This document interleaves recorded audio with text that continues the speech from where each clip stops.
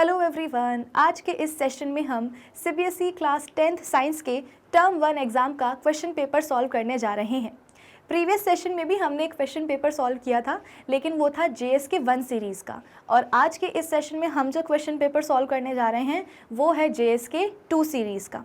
So I hope आज के इस सेशन का जो टारगेट है वो सभी को है एकदम क्लियर। तो अब एक काम करते हैं, जल्दी से अपने सेशन को स्टार्ट कर लेते हैं। So this is Vibhuti Khare, welcome to Magnet Brains, जहाँ पर आपको सभी चैप्टर्स के वीडियो लेक्चर्स मिलते हैं बिल्कुल फ्री ऑफ कॉस्ट। यानी कि मैग्नेट ब्रेन्स में आपको 2 चैप्टर्स पढ़ने के बाद किसी भी तरह का पेमेंट करने की या पैकेज परचेज करने की रिक्वायरमेंट बिल्कुल भी नहीं है, क्योंकि मैग्नेट ब्रेन्स आप सब तक पहुंचा रहा है क्वालिटी एजुकेशन बिल्कुल फ्री ऑफ कॉस्ट। तो इसी अच्छी बात से हम स्टार्ट कर लेते हैं आज का हमारा ये सेशन, जहाँ पर हम डिस्कस करेंगे एक और क्वेश्चन पेपर।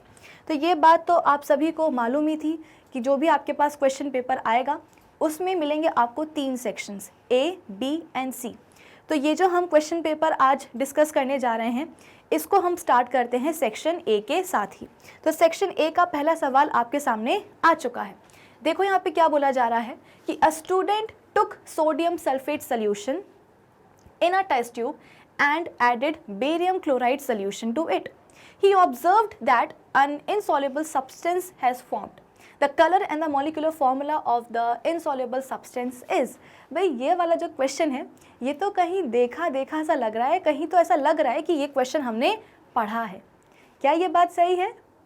हाँ, ये बात बिल्कुल सही है। भाई हमारे जो MCQ के सेशंस हुए थे वहाँ पे मैंने आपको यही वाला क्वेश्चन सॉल्व करवाया था। इनफैक्ट अभी जो हमारा कुछ दिन पहले लाइव सेशन हुआ था, लाइव मैराथन वाला, वहाँ पे भी मैंने आपको ये वाला क्वेश्चन सॉल्व करवाया था।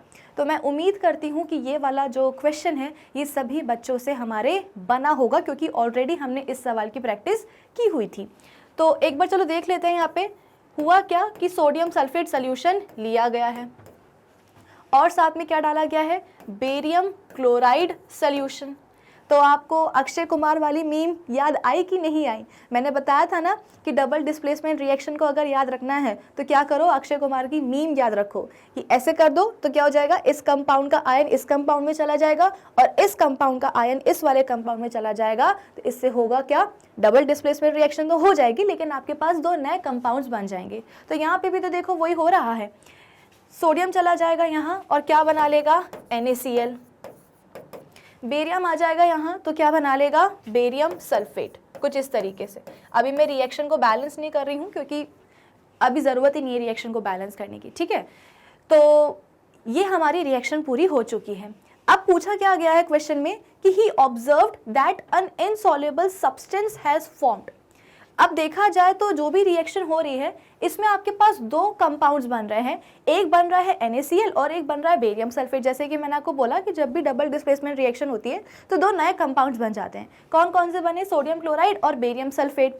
लेकिन यहाँ पे कौन से वाले कंपाउंड की बात हो रही है ये हमको कैसे पता चलेगा? तो सवाल में बोला जा रहा है कि जो सब्सटेंस है वो कैसा है, इनसॉल्युबल है। तो भाई NaCl तो हम सबको पता है कि क्या होता है, सॉल्युबल होता है।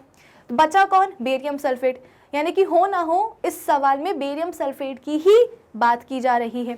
तो बोला क्या गया है कि बेरियम सल्फेट जो भी बना है उसका कलर बताइए और उसका जो मॉलिक्यूलर फॉर्मूला है वो बताइए, ठीक है। कलर और मॉलिक्यूलर फॉर्मूला पूछा गया है, तो मॉलिक्यूलर फॉर्मूला तो लिखा ही हुआ है बेरियम सल्फेट, ठीक है। और अगर हम अपने ऑप्शंस में देखें तो ऑप्शंस में ऑप्शन बी जो है वो तो गलत होगा। बचा कौन सा, A, C और D। तो मैंने आपको बार बार बताया है कि बेरियम सल्फेट का जो PPT बनता है वो क्या, कौन से कलर का होता है, वाइट कलर का होता है ना। इसका मतलब क्या, इस सवाल का सही जवाब होना चाहिए ऑप्शन C। तो मैं ये उम्मीद करती हूँ कि मैक्सिमम बच्चों ने इस सवाल का सही जवाब दिया होगा, ऑप्शन C ही मार्क किया होगा, ठीक है। चलो अब हम एक काम करते हैं, आगे बढ़ जाते हैं। आसान था ना ये वाला क्वेश्चन, मुझे लग रहा है कि बना होगा आप लोगों से ये। चलिए नेक्स्ट क्वेश्चन क्या है कि which of the following oxide या oxides is or are soluble in water to form alkalis. तो बेसिकली आपके सामने यहाँ पे कुछ 6 ऑक्साइड्स दिए गए हैं, सोडियम का, सल्फर का, पोटेशियम का, नाइट्रोजन का। तो आपको बताना है कि इनमें से कौन सा ऑक्साइड या कौन से ऑक्साइड्स पानी में सॉल्युबल होते हैं टू फॉर्म अल्कलीज। याद करो हमारा MCQ वाला सेशन, वहाँ पे मैंने आपको बताया था कि जो हमारे सोडियम हाइड्रोक्साइड होता है और जो पोटेशियम हाइड्रोक्साइड होता है, ये दोनों बहुत ही बढ़िया क्या होते हैं, अल्कलीज होते हैं।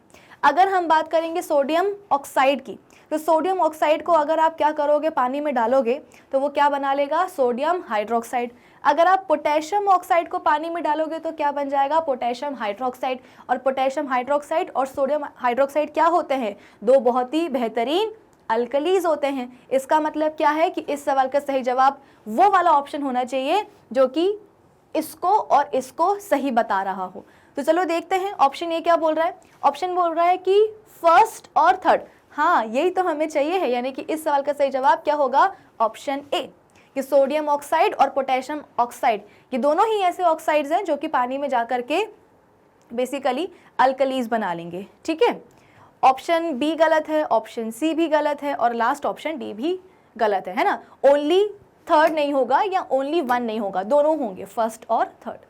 आई बात समझ में। चलो देखो, मैं आपको बताऊं, जब बच्चों का एग्जाम हुआ था ना, तो उस समय तक मैंने भी दोनों ही क्वेश्चन पेपर्स नहीं देखे थे।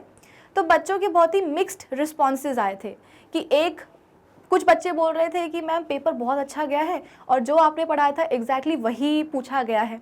और कुछ बच्चे ऐसे थे कि उनका कहना ये था कि मैम पेपर बहुत ही टफ आया था।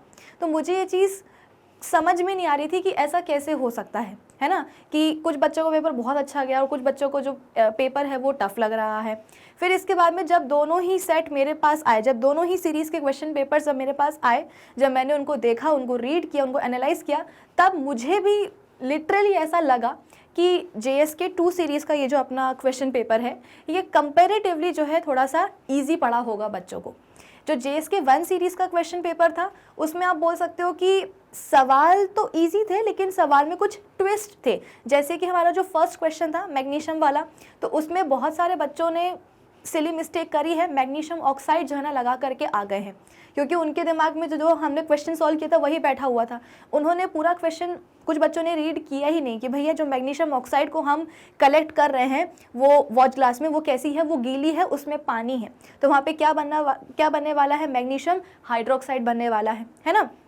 तो आप बोल सकते हो कि JSK 1 सीरीज़ का जो क्वेश्चन पेपर था उसमें क्वेश्चंस थोड़े से आप बोल सकते हो कि बहुत ज़्यादा डिफ़िकल्ट नहीं थे, लेकिन हाँ थोड़े बहुत ट्विस्ट थे उसमें, प्लस जो ऑप्शंस दिए गए थे वो थोड़े से क्या थे, कंफ्यूजिंग थे, है ना।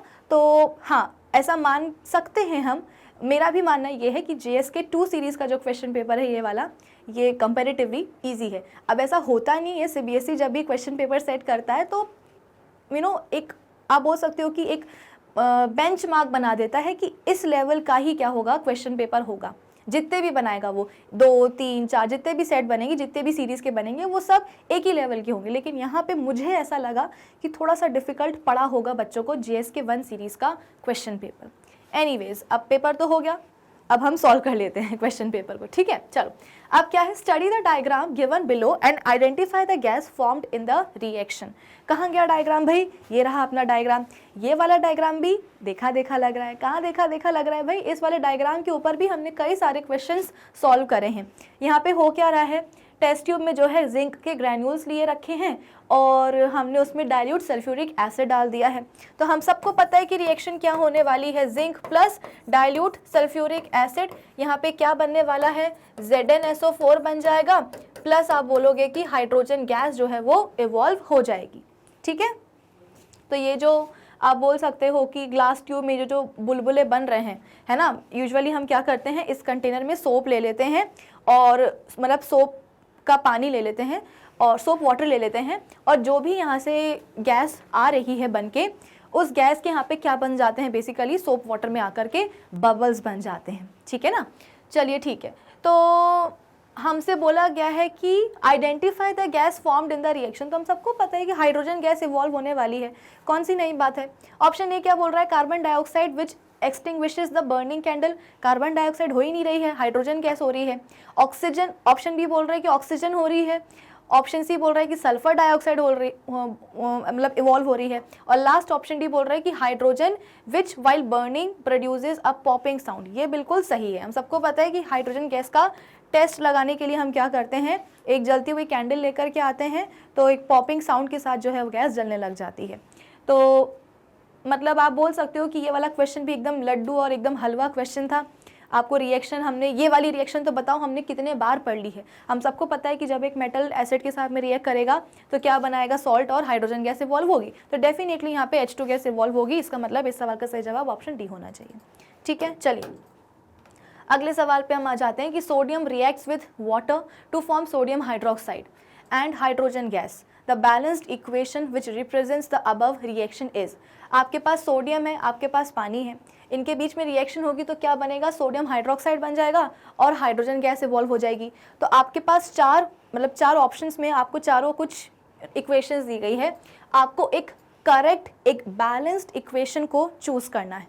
चलिए ठीक है, अगर हम फर्स्ट इक्वेशन की बात करें तो यहाँ पे सोडियम है जो कि अपने सॉलिड स्टेट में है, पानी है जो कि लिक्विड स्टेट में है, सोडियम हाइड्रोक्साइड बना जो कि एक्वा स्टेट में होगा, और जो हाइड्रोजन गैस बनी है वो भी अपने गैसियस स्टेट में। ठीक है, अब ये देख लेते हैं कि यहाँ पे जो इक्वेशन है वो बैलेंस्ड है कि नहीं है। सोडियम का अगर हम बात करें कि यहाँ पे एक एटम होगा, लेकिन यहाँ पे तो 2 एटम्स हैं, इसका मतलब क्या, यहाँ पे जो इक्वेशन है वो बैलेंस्ड नहीं है, ऑप्शन ए में। ऑप्शन बी की अगर हम बात करें तो यहाँ पे सोडियम का जो स्टेट है, मतलब जितने भी स्टेट्स हैं वो सब सही है ना, सभी रिएक्टेंट्स एंड प्रोडक्ट्स के जितने भी फिजिकल स्टेट्स हैं वो सब सही हैं। फटाफट से बैलेंसिंग पे आ जाते हैं। LHS में सोडियम के 2 एटम्स हैं, यहाँ पे भी 2 एटम्स हैं। ठीक है, सोडियम तो कम से कम अपना बैलेंस हो चुका है। अगर हम बात करेंगे ऑक्सीजन की तो यहाँ पे O के 2 एटम्स हैं और यहाँ पे भी O के 2 एटम्स हैं। अगर हम बात करेंगे हाइड्रोजन की तो यहाँ पे हाइड्रोजन की 4 एटम्स हैं और यहाँ पे भी 2 + 2 4 एटम्स हैं, यानी कि सोडियम, ऑक्सीजन और हाइड्रोजन तीनों की तीनों क्या है, बैलेंस्ड है, यानी कि ये वाली इक्वेशन ही क्या होगी, सही होगी। तो हमारा आंसर भी क्या होने वाला है, ऑप्शन बी ही होने वाला है। ऑप्शन सी में क्या दिक्कत हो रही है, ऑप्शन सी में सोडियम के यहाँ पे LHS में 2 एटम्स है लेकिन RHS में केवल एक ही एटम है, यानी कि ये क्या हो गई है, गड़बड़ हो गई है। लास्ट क्या बोल रहा है ऑप्शन डी में कि यहाँ पे सोडियम के 2 एटम्स, यहाँ पे भी 2 एटम्स, ऑक्सीजन का यहाँ पे 1 एटम लेकिन यहाँ पे 2 एटम्स है, यानी कि यहाँ भी गड़बड़ हो चुकी है। तो इस सवाल का सही जवाब क्या होगा, ऑप्शन बी। ठीक है, ऑप्शन बी में जो भी इक्वेशन दी गई है वो प्रॉपरली बैलेंस्ड है। चलिए आगे बढ़ जाते हैं। Which of the options in the given table are correct. आपके पास कुछ ऑप्शंस दिए गए हैं मतलब टेबल में, और आपको बताना है कि कौन से वाले ऑप्शंस जो है ना सही हैं। अगर हम बात करेंगे फर्स्ट ऑप्शन की तो ऑरेंज है और उसमें एसिड कौन सा बोला गया है, ऑक्सैलिक एसिड। अरे नहीं भाई, ऑरेंज क्या है, एक तो सिट्रस फ्रूट है ना, तो उसमें तो सिट्रिक एसिड होता है, ऑक्सैलिक एसिड कहाँ से आ गया।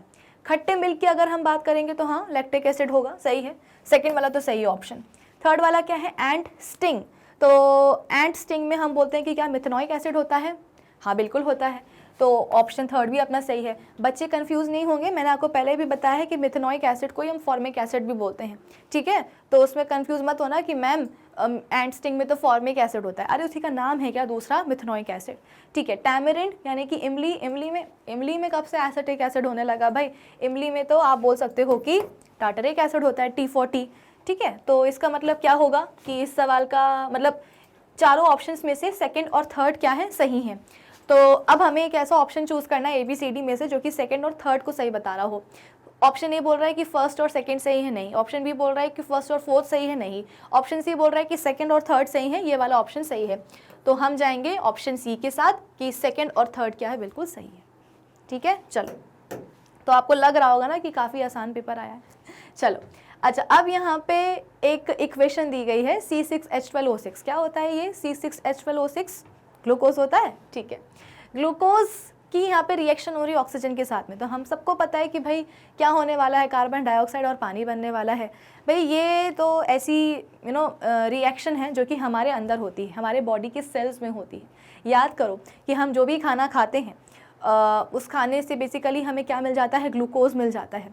अब ये ग्लूकोज कहाँ जाएगा, सेल्स के लेवल में जाएगा।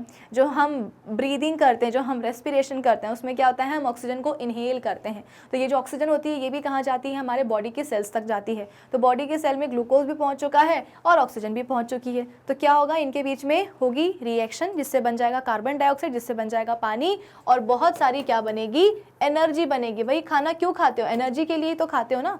अगर खाना ना खाया जाए किसी दिन, पूरे एक दिन 24 घंटे, तो एनर्जी जो है ना बिल्कुल चली ही जाएगी। तो खाना हम क्यों खाते हैं, एनर्जी के लिए। तो इस रिएक्शन में आप बोल सकते हो कि एनर्जी इवॉल्व होगी, और जो कार्बन डाइऑक्साइड प्रोड्यूस हो रहा है उसको हम क्या करते हैं, एक्सेल कर देते हैं। तो ये जो भी रिएक्शन है इसमें क्या हो रहा है, आप बोल सकते हो कि एनर्जी इवॉल्व हो रही है। अब सवाल क्या बोला गया है कि the above reaction is a और एन, क्या है ये अबव रिएक्शन? ऑप्शन ए बोल रहा है कि डिस्प्लेसमेंट रिएक्शन है, कौन डिस्प्लेस हो रहा है भाई यहाँ से? कोई भी नहीं हो रहा। ऑप्शन बी बोल रहा है एंडोथर्मिक रिएक्शन। एंडोथर्मिक रिएक्शंस कौन सी होती हैं? जिसमें कि एनर्जी को देना पड़ता है तब जाकर के रिएक्शन होती है। तो यहाँ पे हम कहाँ दे रहे हैं एनर्जी को? यहाँ पे तो एनर्जी रिलीज हो रही है, यानी कि एंडोथर्मिक तो बिल्कुल भी नहीं होगी, डिस्प्लेसमेंट भी नहीं होगी, एक्सोथर्मिक हो सकती है। और लास्ट क्या है? न्यूट्रलाइजेशन। तो न्यूट्रलाइजेशन तो भाई एसिड और बेस के बीच में होता है, यानी कि डी भी गलत है। तो सही जवाब क्या होगा? ऑप्शन सी, कि साफ दिख रहा है भाई कि खाने का ग्लूकोज का क्या हो रहा है, यहाँ पे ब्रेकडाउन हो रहा है कार्बन डाइऑक्साइड में, पानी में, और बहुत सारी क्या निकल रही है? एनर्जी निकल रही है। एनर्जी निकल ही रही है तो हम क्या करेंगे? ऑप्शन सी एक्सोथर्मिक रिएक्शन पे मार्क कर देंगे। ठीक है, उम्मीद करती हूँ कि सभी बच्चे यही करके आए होंगे। नेक्स्ट क्वेश्चन आ चुका है आपके सामने कि which of the following statements about the reaction given below are correct. एक रिएक्शन आपको दी गई है और आपको बताना है कि इस रिएक्शन के हिसाब से बताओ कि ये जो स्टेटमेंट्स दिए गए हैं उनमें से कौन से आपकी स्टेटमेंट्स क्या हैं? करेक्ट है। राइट स्टेटमेंट आपको चूज करना है इस रिएक्शन के रिस्पेक्ट में। ठीक है, रिएक्शन में है कि आपके पास MnO2 है, ये वाली रिएक्शन भी हमने करी हुई है ना। MnO2 है, HCl जा रहा है, क्या बन जाएगा? MnCl2, H2O और Cl2। ठीक है, फर्स्ट स्टेटमेंट क्या बोल रहा है कि HCl is oxidised to Cl2। क्या ऐसा हो रहा है? अगर हम बात करेंगे HCl की, तो HCl में हाइड्रोजन आप बोल सकते हो कि अपने +1 स्टेट में है, ठीक है ना। क्लोरीन आप बोल सकते हो कि -1 कहाँ गया? -1 ऑक्सीडेशन स्टेट में है। तो जब रिएक्शन हुई तो आप देख सकते हो कि जो क्लोरीन है वो कहाँ पहुँच चुका है? अपनी 0 ऑक्सीडेशन स्टेट में पहुँच चुका है। इसका मतलब क्या? कि डेफिनेटली HCl क्या हो रहा है? ऑक्सीडाइज हो रहा है किसमें? Cl2 में। तो -1 से 0 ऑक्सीडेशन स्टेट हो रही है, यानी कि ऑक्सीडेशन स्टेट तो मतलब आप बोल सकते हो कि ऑक्सीडेशन तो हो ही रहा है। और साथ ही साथ आप देख सकते हो कि रिएक्शन के पहले Cl के साथ में H जुड़ा हुआ था। मतलब अगर आप ऑक्सीडेशन स्टेट नहीं भी देखना चाहते हो तो ऐसे भी समझ सकते हो ना कि रिएक्शन के पहले Cl के साथ में हाइड्रोजन जुड़ा हुआ था, लेकिन रिएक्शन के बाद में क्या हुआ? जो क्लोरीन है उससे हाइड्रोजन निकल गया। तो रिमूवल ऑफ हाइड्रोजन को हम क्या बोलते हैं? ऑक्सीडेशन ही तो बोलते हैं। तो डेफिनेटली HCl क्या हुआ है? ऑक्सीडाइज हुआ है टू Cl2। चलिए, सेकेंड स्टेटमेंट क्या बोल रहा है कि MnO2 is reduced to MnCl2। क्या ये बात सही है? क्या सच में MnO2 रिड्यूस हो चुका है MnCl2 में? चलो देखते हैं। अगर हम यहाँ पे बात करेंगे मैग्नीज की, तो ये अभी अपने +4 ऑक्सीडेशन स्टेट में है, लेकिन रिएक्शन के बाद में आप देख सकते हो कि +2 ऑक्सीडेशन स्टेट में आ गया। इसका मतलब क्या? कि डेफिनेटली जो MnO2 है वो आप बोल सकते हो कि MnCl2 में क्या हो चुका है? रिड्यूस हो चुका है। भाई +4 से +2 ऑक्सीडेशन स्टेट आ गई है, तो रिडक्शन तो हुआ ही है ना। तो ये वाली बात तो बिल्कुल भी सही है ना।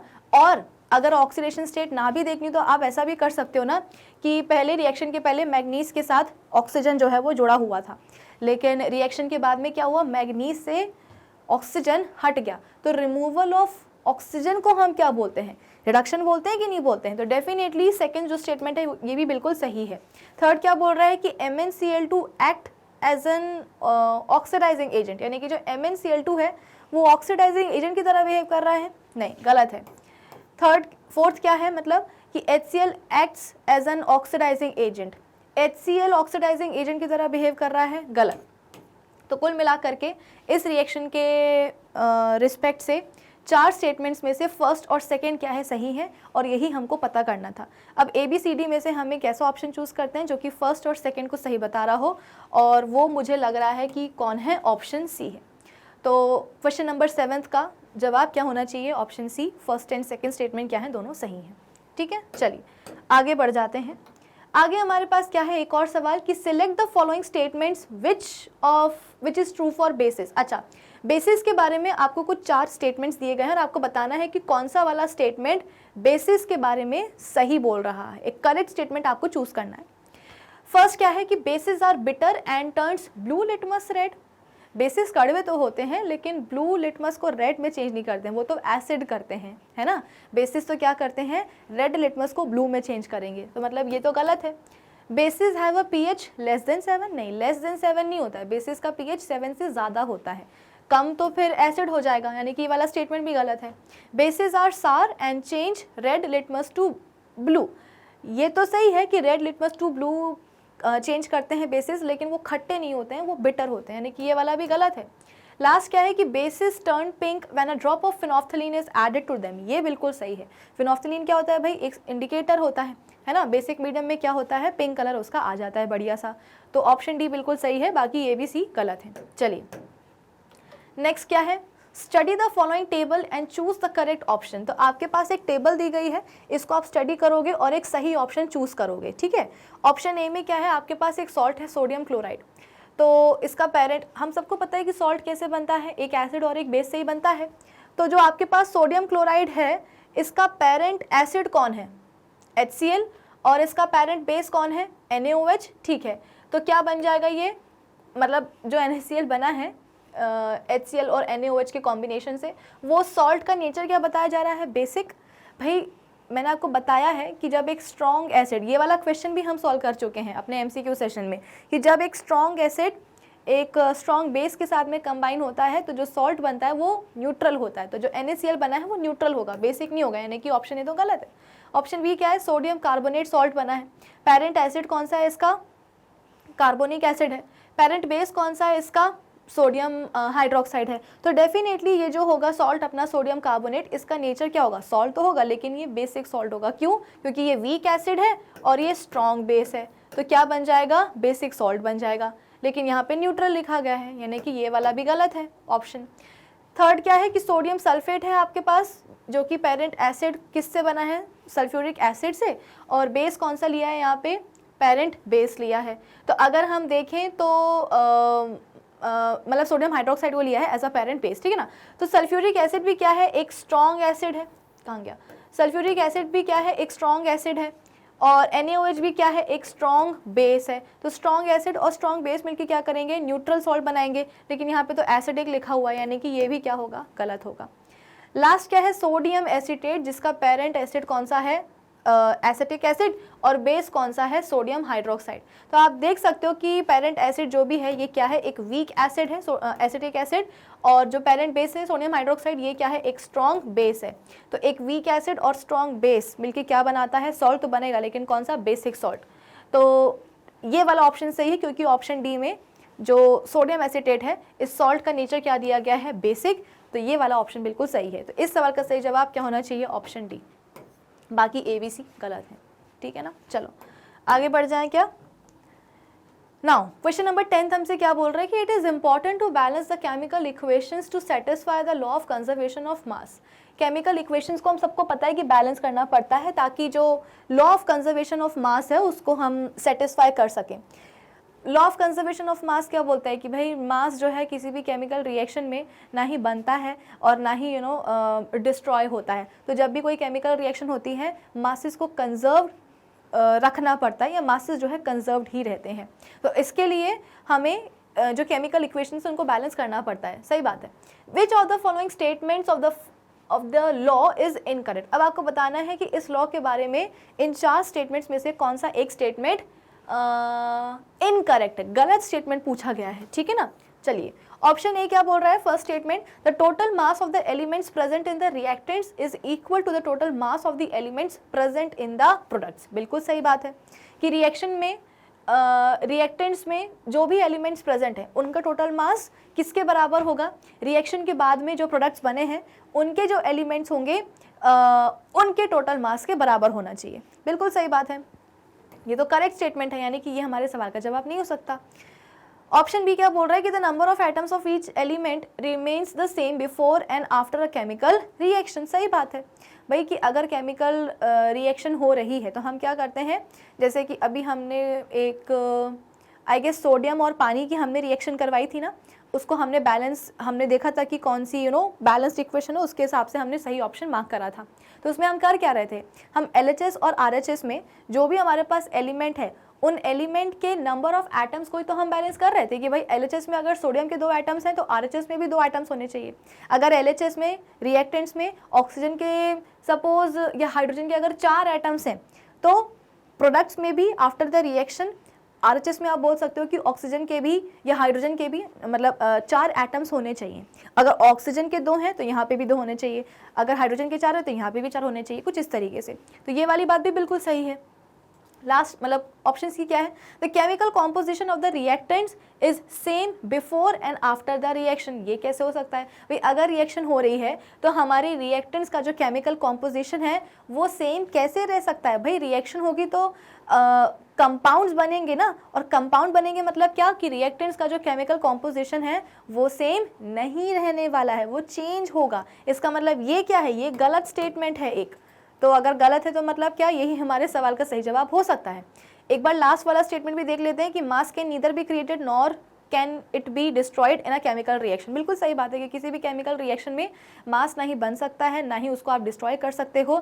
मासेस हमेशा कंजर्व्ड रहते हैं किसी भी केमिकल रिएक्शन में, और इसी चीज़ को लागू करने के लिए हम क्या करते हैं, किसी भी केमिकल इक्वेशन को बैलेंस करते हैं ना। नंबर ऑफ एटम्स जो होते हैं एलिमेंट्स की, उनको हम LHS बराबर RHS कर देते हैं। तो ये वाली बात भी बिल्कुल सही है। तो ABCD में से ABD सही है और C क्या है, गलत है ना, कि केमिकल कॉम्पोजिशन जो होता है रिएक्टेंट्स का रिएक्शन के बाद में कैसा रहता है, सेम रहता है, वो चेंज नहीं होता। अरे बिल्कुल होता है चेंज भाई, जब दो रिएक्टेंट्स आपस में रिएक्ट करते हैं तभी जाकर के एक नया कंपाउंड बनता है। तो अगर नया कंपाउंड बन रहा है तो रिएक्टेंट्स का कॉम्पोजिशन चेंज होगा, बिल्कुल होगा। तो ये वाली बात गलत है। इसका मतलब क्या, इस सवाल का सही जवाब होना चाहिए क्या, ऑप्शन सी। ठीक है, चलिए आगे बढ़ जाते हैं कि in which of the following is a concave mirror used. आपके सामने कुछ 4 चीज़ें दी गई हैं और आपको बताना है कि इनमें से किस में कॉनकेव मिरर को यूज़ किया जाता है। अगर हम देखें ऑप्शन ए को, तो ऑप्शन ए में सोलर कुकर है, तो हाँ डेफिनेटली सोलर कुकर में कॉनकेव मिरर का हम यूज़ करते हैं, क्योंकि भाई सोलर कुकर में हमें करना क्या होता है, हमें कुकर में सपोज चावल रख करके पकाने हैं। अब कुकर में रखे हुए चावल तभी पकेंगे जब उन चावलों को हीट मिलेगी। हीट कहाँ से मिलेगी, तो जो सूरज की किरणों से जो आप बोल सकते हो कि गर्मी आती है, जो एनर्जी आती है, उसी एनर्जी को हम कहाँ डाल देंगे, कुकर में रखे हुए चावलों में डाल देंगे, और उस एनर्जी से, उस हीट एनर्जी से बेसिकली चावल पक जाएंगे। तो इसके लिए क्या करते हैं भाई, इसके लिए आप बोल सकते हो कि सोलर कुकर में ऐसा कॉनकेव मिरर यूज़ करते हैं। और हम सबको पता है कि क्योंकि सन से आने वाली है सन रेज, तो सन तो क्या है, बहुत दूर है, तो उससे जो भी रेज निकल के आएंगी, लाइट रेज, वो कैसी होंगी, पैरेलल होंगी आपस में भी, प्रिंसिपल एक्सिस के भी, और सभी के सभी जो सन रेज हैं वो इस कॉनकेव मिरर से टकरा करके रिफ्लेक्ट होकर के क्या होंगी, एक पर्टिकुलर पॉइंट पे आकर के कन्वर्ज हो जाएंगी, जैसे हम क्या बोलते हैं, फोकस बोलते हैं। और इसी फोकस के ऊपर हम क्या कर देते हैं, अपना कुकर रख देते हैं। कुकर रख दिया तो आप देख सकते हो ना कि जो भी सनरेज आ रही हैं वो सभी की सभी आफ्टर रिफ्लेक्शन, कॉनकेव मिरर से जो भी रिफ्लेक्शन होगा उसके बाद में एक पॉइंट पे आकर के कन्वर्ज हो जाएंगी फोकस पे। तो जिस पॉइंट पे वो कन्वर्ज हो रही हैं वहाँ पे आप समझ सकते हो कि काफ़ी ज़्यादा क्या होगी, हीट होगी। तो उसी पॉइंट का फ़ायदा उठाते हुए हम जो हमारे पास सोलर कुकर है उसको हम उसी पॉइंट ऑफ कन्वर्जेंस पे रख देते हैं, और कुकर में हम चावल डाल देते हैं, तो चावल जो है ना वो सन रेज से मिलने वाली जो हीट है उससे पक जाता है। ठीक है, तो ये वाली बात बिल्कुल सही है कि सोलर कुकर में कॉनकेव मिरर यूज़ होता है, मतलब कि ऑप्शन ए ही क्या होना चाहिए हमारे सवाल का सही जवाब। लेकिन हम क्या करेंगे, बाकी ऑप्शंस को भी रीड करेंगे। रियर व्यू मिरर इन व्हीकल्स, तो हम सबको पता है कि भाई व्हीकल्स में जो साइड में जो मिरर लगे होते हैं उसमें कॉन्वेक्स मिरर यूज़ होता है। ऑप्शन सी बोल रहा है कि अ सेफ्टी मिरर इन शॉपिंग मॉल्स, तो इसमें भी जो है ना कॉन्वेक्स मिरर यूज़ होता है। ऑप्शन डी क्या बोल रहा है कि in viewing full size image of a distant tall building, तो बहुत दूर रखी है, मतलब बहुत दूर है कोई बिल्डिंग, उसकी हमें क्या चाहिए है, एक फुल साइज इमेज चाहिए है। तो इसके लिए तो हम क्या करते हैं, कॉन्वेक्स मिरर ही यूज़ करते हैं, क्योंकि हमको पता है कि कॉन्वेक्स मिरर क्या करता है, हमेशा ही वर्चुअल, इरेक्ट और डिमिनिश्ड इमेज बनाएगा। तो अगर आपको टॉल बिल्डिंग की एक फुल साइज इमेज चाहिए तो इमेज डेफिनेटली कैसी होने वाली है, डिमिनिश्ड होने वाली है ना। तभी आप बोल सकते हो कि इतनी बड़ी बिल्डिंग की आपको फुल साइज इमेज मिलेगी। फुल साइज इमेज चाहिए है तो डिमिनिश्ड इमेज ही होगी वो, जो कि कौन बनाता है, कॉन्वेक्स मिरर। तो क्लियरली समझ में आ रहा है कि ABCD ऑप्शन में से सही जवाब क्या होगा, ऑप्शन ए। आई होप इतना सबको समझ में आ रहा होगा। अब एक काम करते हैं, अब हम आ जाते हैं अपने अगले सवाल की ओर। अब देखो अगला सवाल यानी कि क्वेश्चन नंबर 18 हमसे बोल क्या रहा है कि a student wants to obtain a magnified image of an object AB as on a screen. Which one of the following arrangements shows the correct position of AB for him or her to be successful? यानी कि ये एक object है AB नाम का, जिसकी image बच्चे को चाहिए है, और इमेज कैसी चाहिए है, मैग्नीफाइड चाहिए है। ठीक है, लेकिन इस मैग्नीफाइड इमेज को बच्चा ऑब्टेन कहाँ करना चाह रहा है, तो स्क्रीन पर, यानी कि जो भी ऑब्जेक्ट ए बी की इमेज बनेगी वो मैग्नीफाइड तो होगी, लेकिन उसके साथ ही साथ उस इमेज को क्या होना पड़ेगा, रियल और इन्वर्टेड होना पड़ेगा। क्यों? क्योंकि हमको पता है कि जो वर्चुअल इमेज है उसको तो हम स्क्रीन पे ऑब्टेन ही नहीं कर सकते हैं। तो जो भी मैग्नीफाइड इमेज बनने वाली है ऑब्जेक्ट ए बी की, it has to be real and inverted. अब इसके लिए बच्चा क्या कर रहा है, कॉन्वेक्स लेंस यूज़ कर रहा है। ये बात हमको कैसे समझ में आई? तो भाई ऑप्शंस को देख करके कि सभी ऑप्शंस में कॉन्वेक्स लेंस ही यूज़ किया गया है, इसका मतलब जो भी इमेज का फॉर्मेशन है वो कॉन्वेक्स लेंस के थ्रू ही होगा। अब इसके लिए भी बच्चा क्या कर रहा है कि ऑब्जेक्ट को अलग अलग पोजीशंस पे रख रहा है कॉन्वेक्स लेंस के सामने। ऑप्शन ए में दिखाई दे रहा होगा कि 2f1 पे रखा है ऑब्जेक्ट को। ऑप्शन बी में आपको दिखाई दे रहा होगा कि बियॉन्ड 2f1 रखा है ऑब्जेक्ट को। ऑप्शन सी में आपको दिखाई दे रहा होगा कि ऑब्जेक्ट को 2f1 के आगे रखा गया है। और लास्ट ऑप्शन डी में आपको दिखाई दे रहा होगा कि ऑब्जेक्ट को f1 पर ही उठा करके रख दिया है। आई बात समझ में? तो बेसिकली अब आपको बताना है कि कौन सा वाला अरेंजमेंट सही है, यानी कि कौन से वाले आप बोल सकते हो कि ऑप्शन में जो ऑब्जेक्ट की जो पोजीशन है वो बिल्कुल सही है। सही कैसे है कि जो इमेज बन रही है वो आप बोल सकते हो कि रियल होगी, इन्वर्टेड होगी और मैग्नीफाइड होगी। ठीक है, चलो हम स्टार्ट करते हैं ऑप्शन ए के साथ। ऑप्शन ए में हो क्या रहा है कि ऑब्जेक्ट को रखा है 2f1 पे। तो हम सबको पता है कि अगर ऑब्जेक्ट को 2f1 पे रखते हैं in case of convex lens, तो जो इमेज है वो भी कहाँ बनती है, वो बनती है 2f2 पे, है ना, इस तरफ बनती है। तो 2f1 पे अगर ऑब्जेक्ट को रखा है तो इमेज कहाँ बनेगी, 2f2 पे बनेगी। और कैसी होगी, सेम साइज़ की होगी, रियल होगी, इन्वर्टेड होगी, लेकिन सेम साइज़ की होगी। हमें तो मैग्नीफाइड चाहिए है ना। तो मतलब कि ऑप्शन ए गलत होगा। ऑप्शन बी क्या है, हमने ऑब्जेक्ट को रखा है 2f1 के पहले, है ना। तो 2f1 के अगर हम पहले रखेंगे ऑब्जेक्ट को तो भी आप बोल सकते हो कि हाँ, इमेज डेफिनेटली आप बोलोगे कि रियल बनेगी, इन्वर्टेड बनेगी, क्योंकि देखो कॉन्वेक्स लेंस हम यूज़ कर रहे हैं। तो कॉन्वेक्स लेंस में तो केवल एक ही केस होता है जहाँ पर इमेज वर्चुअल बनती है। कब? जब आप ऑब्जेक्ट को रखते हो फोकस और ऑप्टिकल सेंटर के बीच में। बाकी तो हर जगह कैसी बनेगी, रियल और इन्वर्टेड ही बनेगी। लेकिन इस केस में क्या होने वाला है, इमेज की जो साइज़ होगी वो छोटी होगी ऑब्जेक्ट के साइज़ से। लेकिन पहले ही सवाल में बोला गया है कि मैग्नीफाइड इमेज चाहिए, यानी कि ये वाला भी गलत है। अगर हम बात करेंगे अपने थर्ड ऑप्शन की, हाँ, तो मेजॉरिटी बच्चों को सी और डी ऑप्शन में ही कन्फ्यूजन था कि मैम अगर हम यहाँ पे रखेंगे ऑब्जेक्ट को f1 पे रखेंगे तो भी तो जो इमेज है वो रियल बनेगी, इन्वर्टेड बनेगी और मैग्नीफाइड बनेगी, है ना। यहाँ पे भी अगर हमने क्या करा है 2f1 और f1 के, है ना, इसको 1 लिख लो। तो 2f1 और f1 के बीच में अगर हम रखेंगे ऑब्जेक्ट को तो भी जो इमेज बनेगी वो रियल होगी, इन्वर्टेड होगी और मैग्नीफाइड होगी। तो फिर इसका मतलब क्या कि इस सवाल के दो आंसर होने चाहिए?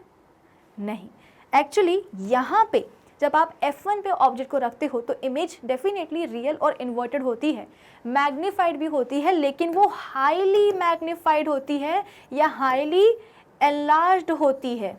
लेकिन हमको हाईली नहीं चाहिए, हमको सिर्फ मैग्नीफाइड चाहिए है। प्लस अगर आप फोकस f1 पे रखते हो ऑब्जेक्ट को तो इमेज कहाँ बनेगी, इन्फिनिटी पे बनेगी। तो इन्फिनिटी पे लेकर के जाओगे क्या स्क्रीन को, इमेज को ऑब्टेन करने के लिए?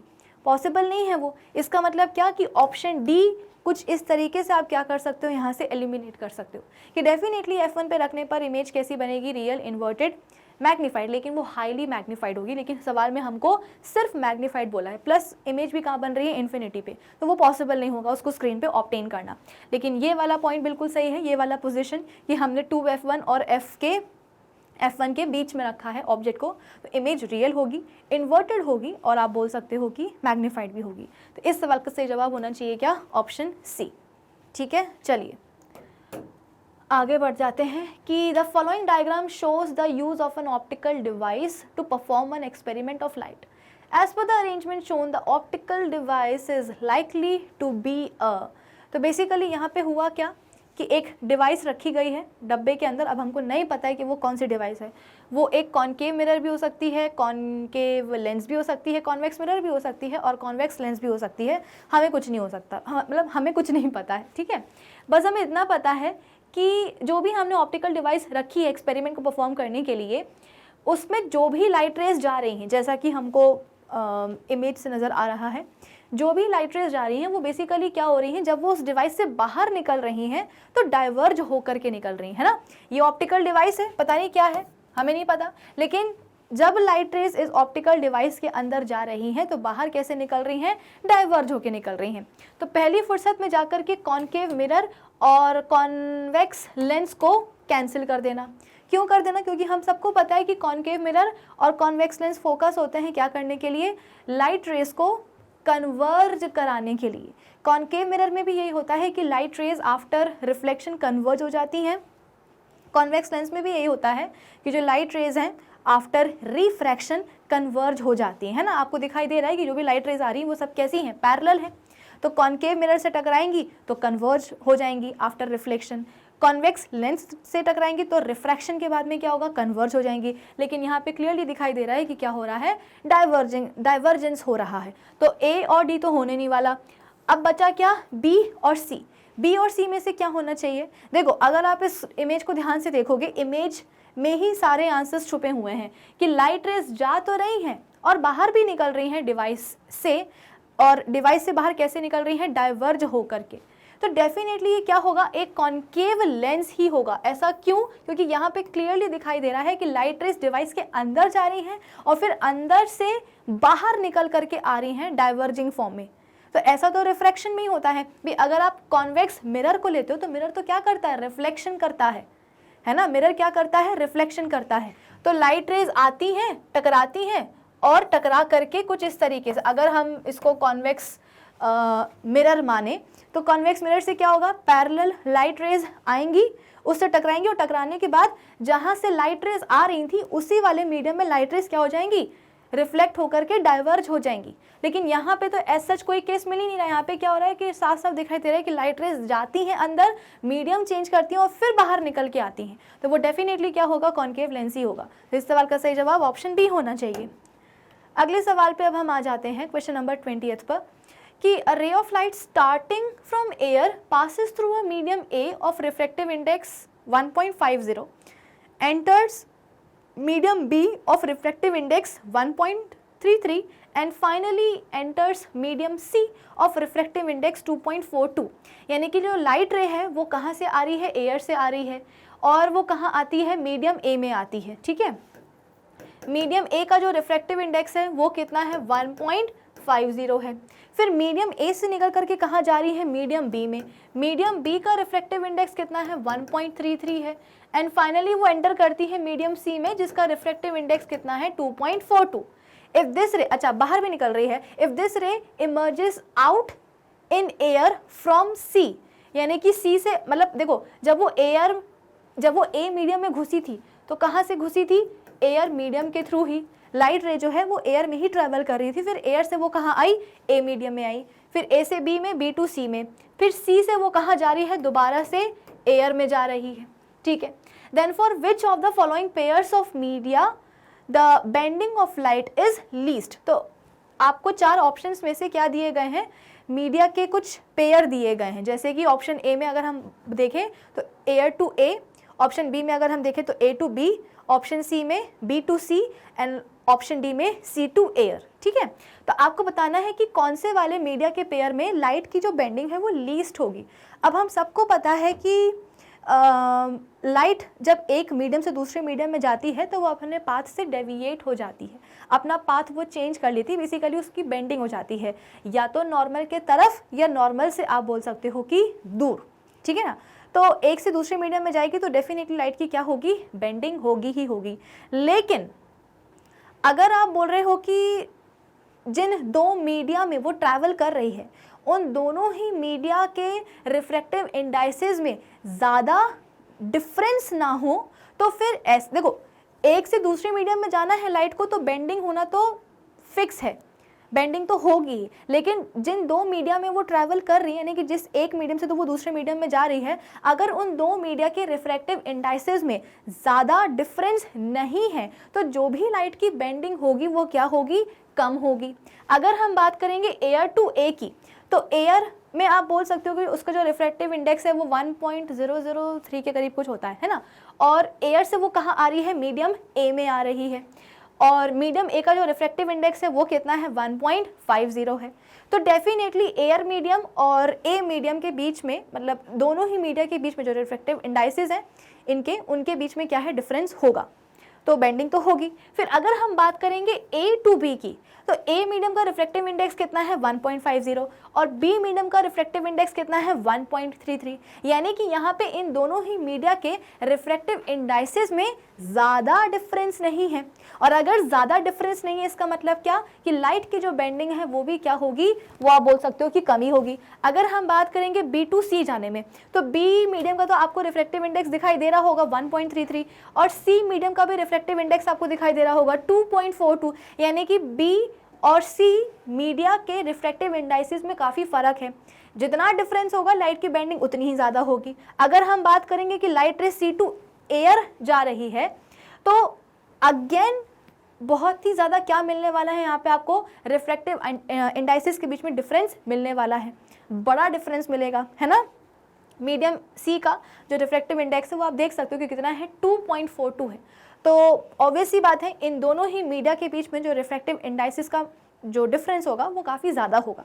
इसका मतलब क्या कि लाइट रे होगी वो काफ़ी बेंड हो जाएगी, उसकी बेंडिंग काफ़ी ज़्यादा होगी। तो इधर पे भी बेंडिंग ज़्यादा है, इधर पे भी ज़्यादा है, इधर पे भी ज़्यादा है, बस ए टू बी जाने में बेंडिंग जो है वो थोड़ी सी कम होगी।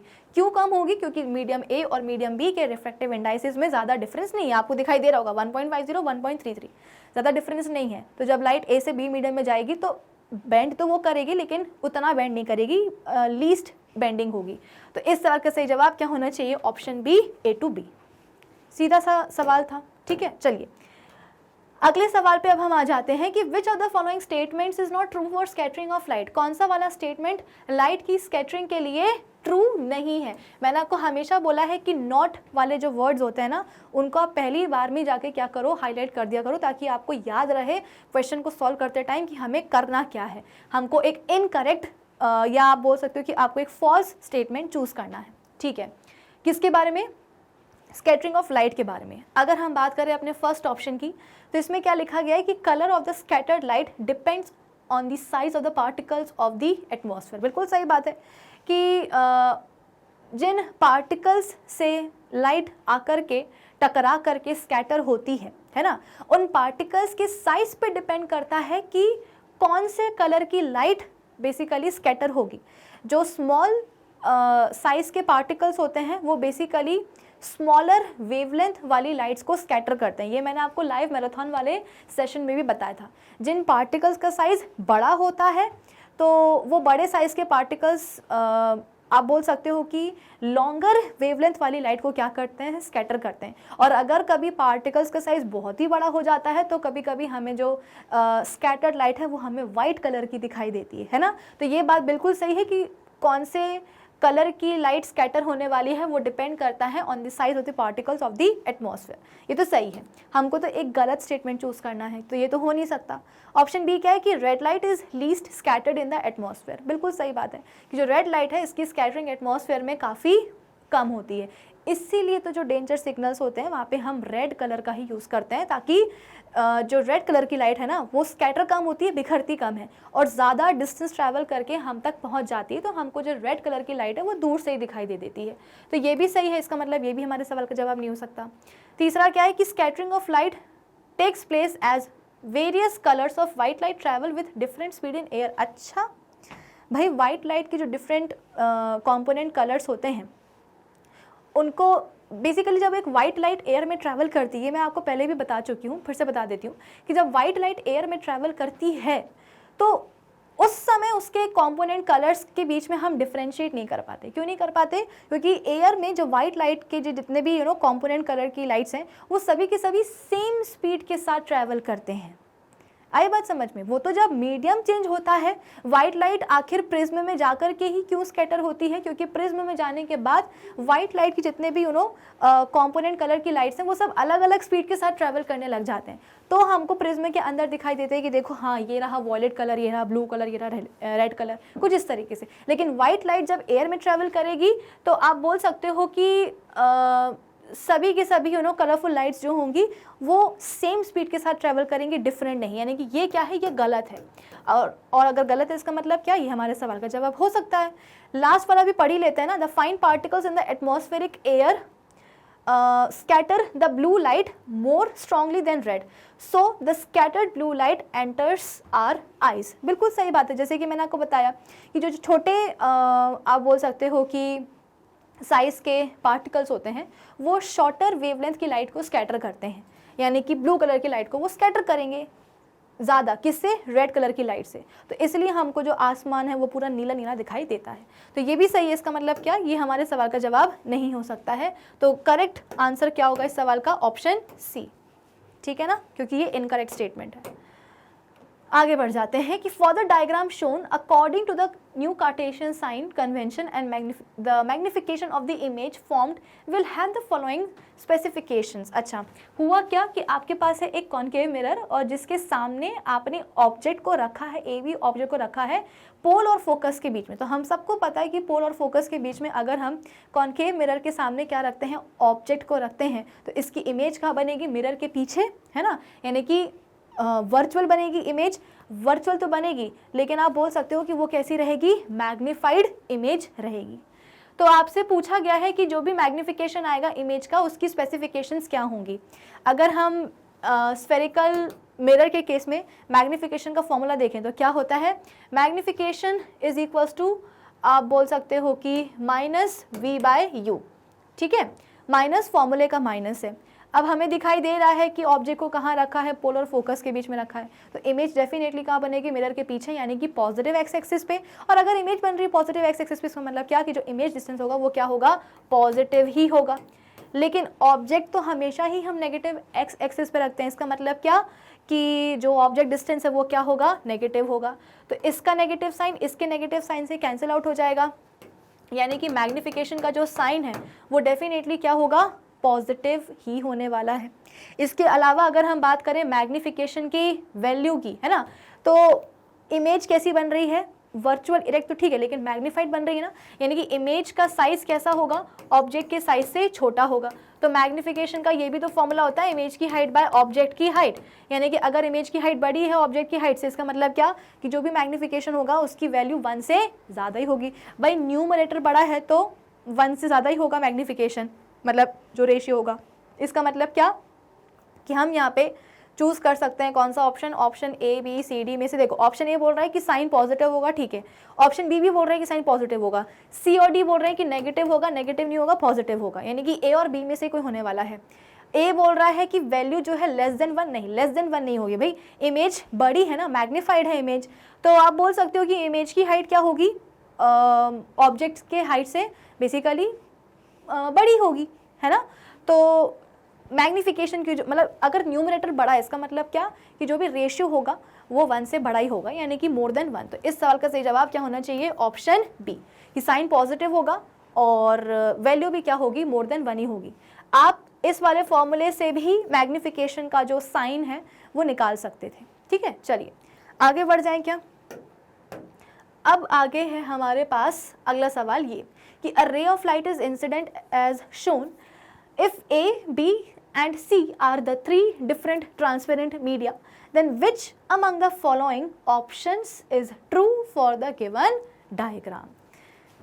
एक डायग्राम आपके सामने दिया गया है कि जो लाइट रे है वो A मीडियम से आती है, जहाँ कहाँ जा रही है, B मीडियम में जा रही है, ठीक है, फिर B से निकल करके कहाँ जा रही है, मीडियम C में जा रही है।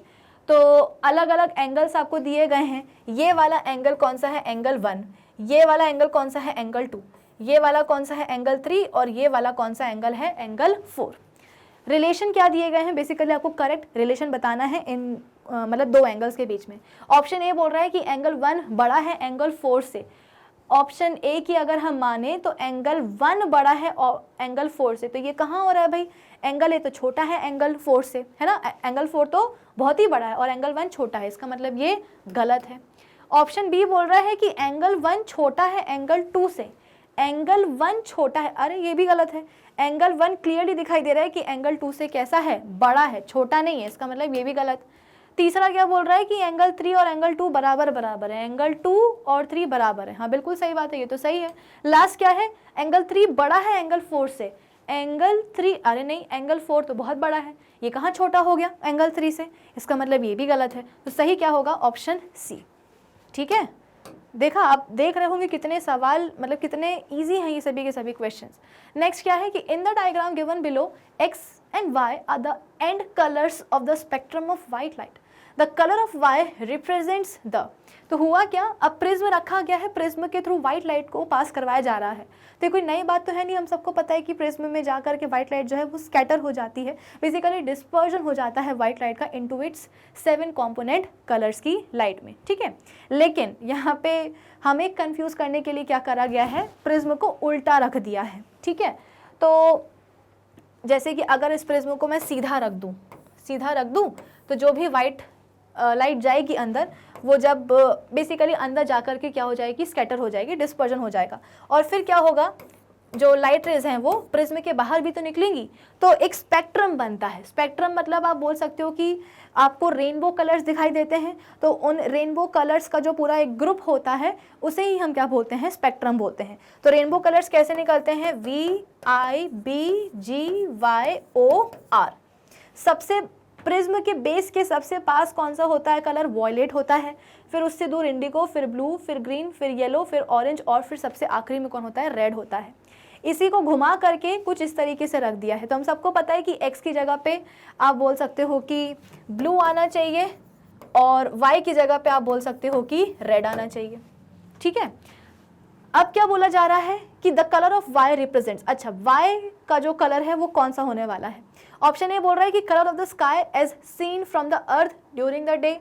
ये क्या बात हुई भाई, मतलब दिन के समय में अर्थ से जो स्काई का कलर दिखता है वो होना चाहिए क्या वाई की जगह, बिल्कुल भी नहीं। अगर सनसेट सनराइज होता तो हम फिर भी मान लेते, क्योंकि हमको पता है कि सनसेट और सनराइज के समय जो स्काई का कलर होता है वो रेड हो जाता है ना, लेकिन रेड तो यहाँ पे है नहीं। चलो हटाओ, इसको हटाओ। Colour of the sky as seen from the moon, moon से तो काला दिखाई देता है, इसका मतलब ये भी गलत होगा। Colour use to paint the danger signals, ये बिल्कुल सही कि डेंजर सिग्नल्स को हम पेंट करने के लिए रेड यूज करते हैं, और वाई का जो कलर होगा वो एग्जैक्टली रेड ही होगा। लास्ट क्या है, colour of the sun at the time of noon, ये भी गलत है। तो कुल मिलाकर के इस सवाल का सही जवाब होना चाहिए क्या, ऑप्शन सी। बस प्रिज्म को उल्टा करके रख दिया है, बस उसके बाद में आपसे वाई को पता करने की बात की जा रही है कि वाई का कलर कौन सा होना चाहिए। तो आप बता दोगे कि भाई जिस कलर से हम डेंजर सिग्नल्स को पेंट करते हैं वही कलर होना चाहिए किसका, वाई का। चलिए अब हम आ जाते हैं अपने अगले सेक्शन पर। ए सेक्शन हो चुका है, अब हम आते हैं अपने सेक्शन बी पर कि which one of the following reactions is categorised as thermal decomposition reaction. तो आपके सामने कुछ 4 ऑप्शंस में 4 रिएक्शंस दी गई हैं, आपको बताना है कि कौन सी वाली रिएक्शन कैसी है, थर्मल डिकम्पोजिशन रिएक्शन है। जैसे कि मैंने आपको बताया था कि जनरली जो डिकम्पोजिशन रिएक्शन होती हैं उनमें हमको एनर्जी देनी पड़ती है। अब ये जो एनर्जी है ये हीट के फॉर्म में भी हो सकती है, लाइट के फॉर्म में भी हो सकती है, और इलेक्ट्रिकल एनर्जी भी हो सकती है। अगर हम बात करेंगे अपने फर्स्ट रिएक्शन की, जिसमें क्या हो रहा है, पानी टूट रहा है हाइड्रोजन में और ऑक्सीजन में, तो जैसे कि हमने कई बार पढ़ा है कि पानी में जब हम इलेक्ट्रिक करंट पास करवाते हैं तब उसका क्या होता है, डिकम्पोजिशन होता है। तो अगर इलेक्ट्रिकल, जैसे यहाँ पे सवाल में क्या बोला है, थर्मल डिकम्पोजिशन। थर्मल डिकम्पोजिशन का मतलब क्या है कि हम एक बड़े रिएक्टेंट को क्या कर रहे हैं, हीट एनर्जी सप्लाई करके डिकम्पोज करवा रहे हैं, है ना। डिकम्पोजिशन के लिए एनर्जी चाहिए, तो हीट भी हो सकती है, लाइट भी हो सकती है, और इलेक्ट्रिकल एनर्जी भी हो सकती है। तो थर्मल डिकम्पोजिशन चाहिए, इसका मतलब क्या कि हमको हीट एनर्जी देनी होगी, तब वो कंपाउंड टूटेगा, डिकम्पोज होगा। लेकिन फर्स्ट वाली रिएक्शन में आप बोल सकते हो कि इलेक्ट्रिकल एनर्जी दी जा रही है, यानी कि ये थर्मल डिकम्पोजिशन नहीं है। सेकेंड क्या हो रहा है, AgBr, यानी कि आपके पास सिल्वर ब्रोमाइड है जिसको कि जो कि टूट रहा है सिल्वर और ब्रोमीन में। तो ये बेसिकली क्या होगा, इसको हम फोटोलाइसिस बोलते हैं। क्यों, क्योंकि यहाँ पे आप बोल सकते हो कि लाइट एनर्जी दी जाएगी। कौन सी एनर्जी दी जाएगी, लाइट एनर्जी, लेकिन हमें क्या चाहिए सवाल के हिसाब से, हीट एनर्जी चाहिए है, तो ये तो नहीं होने वाला।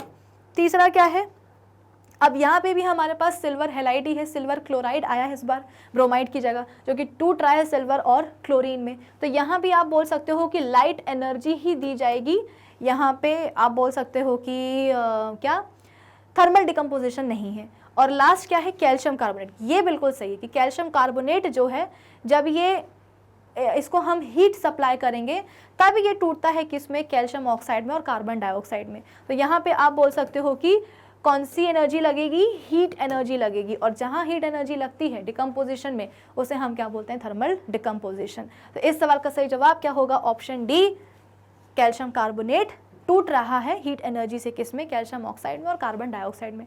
आई होप ये वाला क्वेश्चन आप सभी सही करके आए होंगे।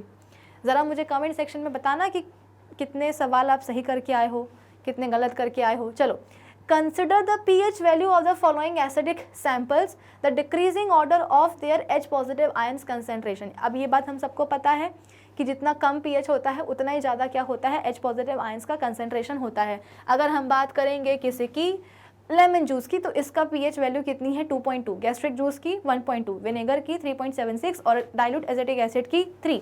तो साफ दिखाई दे रहा है कि इन चारों में से गैस्ट्रिक जूस का pH क्या है, सबसे आप बोल सकते हो कि कम है। तो अगर pH कम है इसका मतलब क्या कि गैस्ट्रिक जूस में H पॉजिटिव आयंस का जो कंसेंट्रेशन होगा वो क्या होगा, सबसे ज़्यादा होगा। तो 2 वाले में यानी कि गैस्ट्रिक जूस में H पॉजिटिव आयंस का कंसेंट्रेशन होगा सबसे ज़्यादा। अगर हम बात करें इसके बाद में किसकी, लेमन जूस की, तो लेमन जूस का जो pH है वो इन दोनों से कैसा है, कम है। कम है इसका मतलब क्या, मतलब इससे तो आप बोल सकते हो कि ज़्यादा ही है ना। लेमन जूस का गैस्ट्रिक जूस के कंपैरिजन में जो pH है वो ज़्यादा है। pH ज़्यादा होने का मतलब क्या है कि H पॉजिटिव आयंस का जो कंसेंट्रेशन है वो थोड़ा सा कम हो गया है।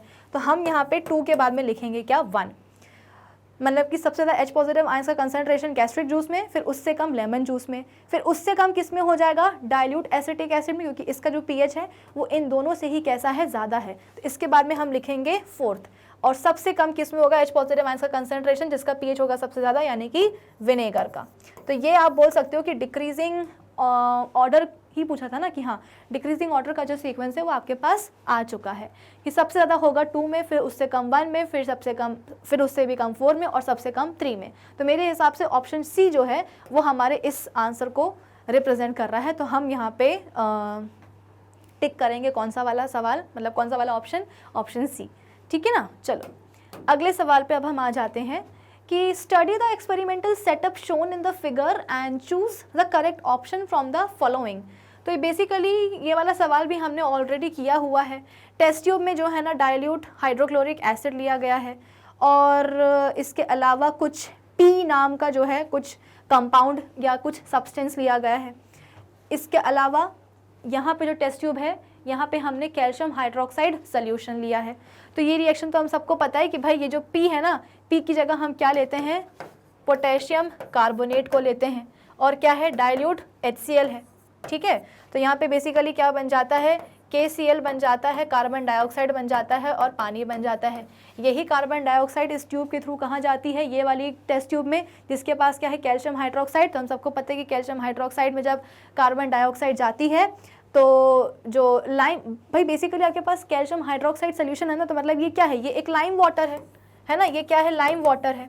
तो हम सबको पता है कि लाइम वाटर में जब कार्बन डाइऑक्साइड गैस जाती है तो वो मिल्की हो जाता है, ठीक है।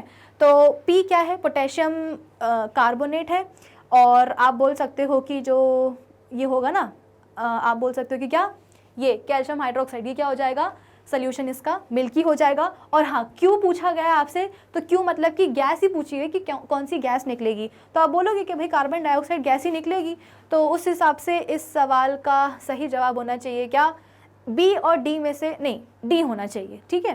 तो इस सवाल का सही जवाब क्या होगा, ऑप्शन डी, कि पी क्या है, पोटेशियम कार्बोनेट है, क्यू क्या है, कार्बन डाइऑक्साइड है और लाइम वाटर सोल्यूशन जो है कैल्शियम हाइड्रोक्साइड का वो क्या हो जाएगा, मिल्की हो जाएगा। सो आई होप ये वाला क्वेश्चन भी सबको समझ में आया हो। तो चलिए, ये वाला क्वेश्चन तो सबको आ ही गया होगा समझ में। अब हम आ जाते हैं अपने अगले सवाल के ऊपर कि which one of the following structures correctly depicts the compound CaCl2। और मुझे लगता है कि इस क्वेश्चन में बच्चों को थोड़ा सा डाउट हुआ होगा, क्योंकि इस सवाल का जो सही जवाब है, जो सही ऑप्शन है, उस ऑप्शन में एक छोटी सी मिस्टेक है। तो वो क्या मिस्टेक है वो मैं आपको बता देती हूँ। इसमें हुआ क्या है कि आपके पास 4 ऑप्शंस दिए गए हैं, चारों ही ऑप्शंस में आपके पास एक एक स्ट्रक्चर है। आपको बताना है कि कौन सा वाला स्ट्रक्चर कैल्शियम क्लोराइड कंपाउंड को सही तरीके से डिपिक्ट कर रहा है। अगर हम बात करेंगे अपने ऑप्शन ए की, तो ऑप्शन ए में देखो हो क्या रहा है, कैल्शियम क्लोराइड बन कैसे रहा है, तो इलेक्ट्रॉन्स के ट्रांसफ़र से बन रहा है। एक कैल्शियम का एटम क्या करने वाला है, अपने आप में से 2 इलेक्ट्रॉन्स देने वाला है। एक कैल्शियम का एटम क्या करता है, 2 इलेक्ट्रॉन्स देता है। तो कोई एटम इलेक्ट्रॉन्स दे रहा है, इसका मतलब क्या कि एटम बन चुका है आयन। कौन सा वाला आयन, पॉजिटिव आयन। तो Ca2 पॉजिटिव बन जाएगा, क्योंकि 2 इलेक्ट्रॉन्स निकल रहे हैं इसलिए 2 पॉजिटिव आएगा। ठीक है, जैसे कि सोडियम है, वो क्या करता है, एक इलेक्ट्रॉन के कारण उसकी स्टेबिलिटी जाती है, तो एक सोडियम का एटम एक इलेक्ट्रॉन देता है, तो वो बेसिकली आप बोल सकते हो कि सोडियम आयन बनता है। तो ये केवल प्लस लिखा है, प्लस के बाद अगर कुछ ना लिखा हो तो अंडरस्टूड है कि वहाँ पे क्या होगा, 1 होगा। +1 का मतलब क्या होता है कि केवल एक इलेक्ट्रॉन दिया गया है, लेकिन कैल्शियम एटम ने क्योंकि 2 इलेक्ट्रॉन्स दिए हैं, इसके लिए यहाँ पे 2 पॉजिटिव आएगा। ठीक है, अब क्लोरीन एटम की अगर हम बात करें तो एक क्लोरीन एटम को अपने ऑक्टेट को कंप्लीट करने के लिए केवल एक ही इलेक्ट्रॉन की कमी होती है, केवल एक ही इलेक्ट्रॉन की डेफिशिएंसी होती है। तो कैल्शियम एटम में से जो 2 इलेक्ट्रॉन्स निकले हैं उनमें से एक इलेक्ट्रॉन जाएगा एक क्लोरीन एटम के पास, और दूसरा इलेक्ट्रॉन कहाँ जाने वाला है, दूसरे क्लोरीन एटम के पास जाने वाला है। तो एक क्लोरीन एटम क्या करता है, जब एक इलेक्ट्रॉन ले लेता है तो उसके ऊपर कुछ इस तरीके से, भाई एटम ने इलेक्ट्रॉन लिया, इसका मतलब क्या कि अब वो भी क्या बन चुका है, आयन। कौन सा आयन, नेगेटिव आयन। तो क्लोरीन एटम ने क्योंकि एक ही इलेक्ट्रॉन लिया है, इसलिए यहाँ पे हमने क्या लिखा है, Cl नेगेटिव। नेगेटिव के बाद कुछ नहीं है, मतलब अंडरस्टूड है कि वहाँ पे क्या है, -1 है, मतलब 1 है। ठीक है, अब अगर हम बात करेंगे अपने ऑप्शन ए की, तो ऑप्शन ए में थोड़ी सी गड़बड़ हो गई है। गड़बड़ क्या हो गई है कि यहाँ पे 2 नेगेटिव लिखा है। 2 नेगेटिव का मतलब क्या है कि क्लोरीन एटम 2 इलेक्ट्रॉन्स ले रहा है, जबकि वो भाई 2 क्लोरीन के एटम्स एक एक इलेक्ट्रॉन ले रहे हैं। इसका मतलब तो यह है कि एक क्लोरीन का एटम 2 इलेक्ट्रॉन्स ले रहा है, 2 नहीं लेता है, केवल एक ही लेता है। आई बात समझ में? हाँ, तो मैं आपको बता रही थी कि गड़बड़ कहाँ है। इस सवाल का सही जवाब होना चाहिए क्या, ऑप्शन सी। लेकिन ना यहाँ पे गड़बड़ बस इतनी है कि यहाँ पे एक नेगेटिव साइन नहीं लगाया गया है। भाई ये तो समझ में आ गया कि कैल्शियम एटम ने क्या कर रहे हैं, 2 इलेक्ट्रॉन्स दिए हैं, तो इसलिए ये Ca2 पॉजिटिव आयन बन चुका है। अब यहाँ पे क्लोरीन का एक एटम लिखा हुआ है, ठीक है, और सबस्क्रिप्ट में यहाँ पे 2 भी लिखा है। इसका मतलब क्या कि यहाँ पे क्लोरीन के 2 एटम्स हैं, और 2 एटम्स जैसे कि देखो इस वाले स्ट्रक्चर में हुआ क्या कि क्लोरीन के जो क्लोरीन एटम के जो इलेक्ट्रॉन्स हैं उनको डॉट से रिप्रेजेंट किया गया है, और जो एक इसने कैल्शियम एटम से इलेक्ट्रॉन लिया है उसको कैल्शियम एटम के इलेक्ट्रॉन को यहाँ पे स्टार से रिप्रेजेंट किया गया है। समझ रहे हो ना? जैसे कि ये क्लोरीन है तो इसके वैलेंस शेल में आप बोलोगे कि 7 इलेक्ट्रॉन्स होते हैं, तो 1 2 3 4 5 6। अब हुआ क्या कि कैल्शियम एटम ने अपना एक इलेक्ट्रॉन दे दिया। अच्छा 7 है ना, हाँ ये लो बना दिया हमने, कितने 7। अब 7 के कारण तो स्टेबिलिटी नहीं मिलेगी, एक और चाहिए है, तो कैल्शियम एटम से इसको एक इलेक्ट्रॉन उसका मिल जाएगा। तो क्लोरीन के खुद के जो इलेक्ट्रॉन्स हैं उनको डॉट से रिप्रेजेंट किया गया है, और कैल्शियम एटम का जो इलेक्ट्रॉन है उसको हमने क्रॉस से या प्लस से डिनोट किया है। ठीक है ना?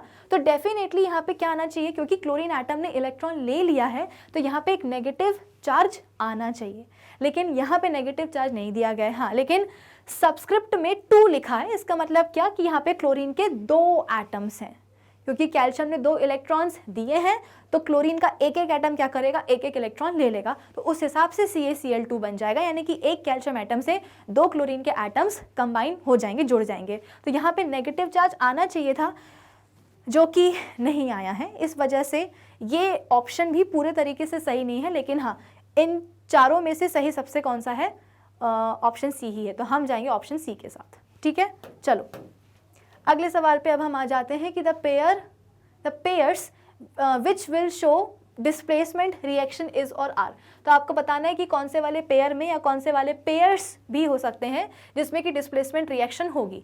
NaCl और कॉपर, तो भाई NaCl मतलब जो सोडियम है NaCl का वो तो ज़्यादा रिएक्टिव होता है कॉपर से, तो कॉपर उसको डिस्प्लेस नहीं कर सकते, यानी कि यहाँ पे कोई भी डिस्प्लेसमेंट रिएक्शन नहीं होगी। AgNO3 सोल्यूशन में कॉपर मेटल डाला है तो यहाँ पे रिएक्शन हो सकती है। क्यों?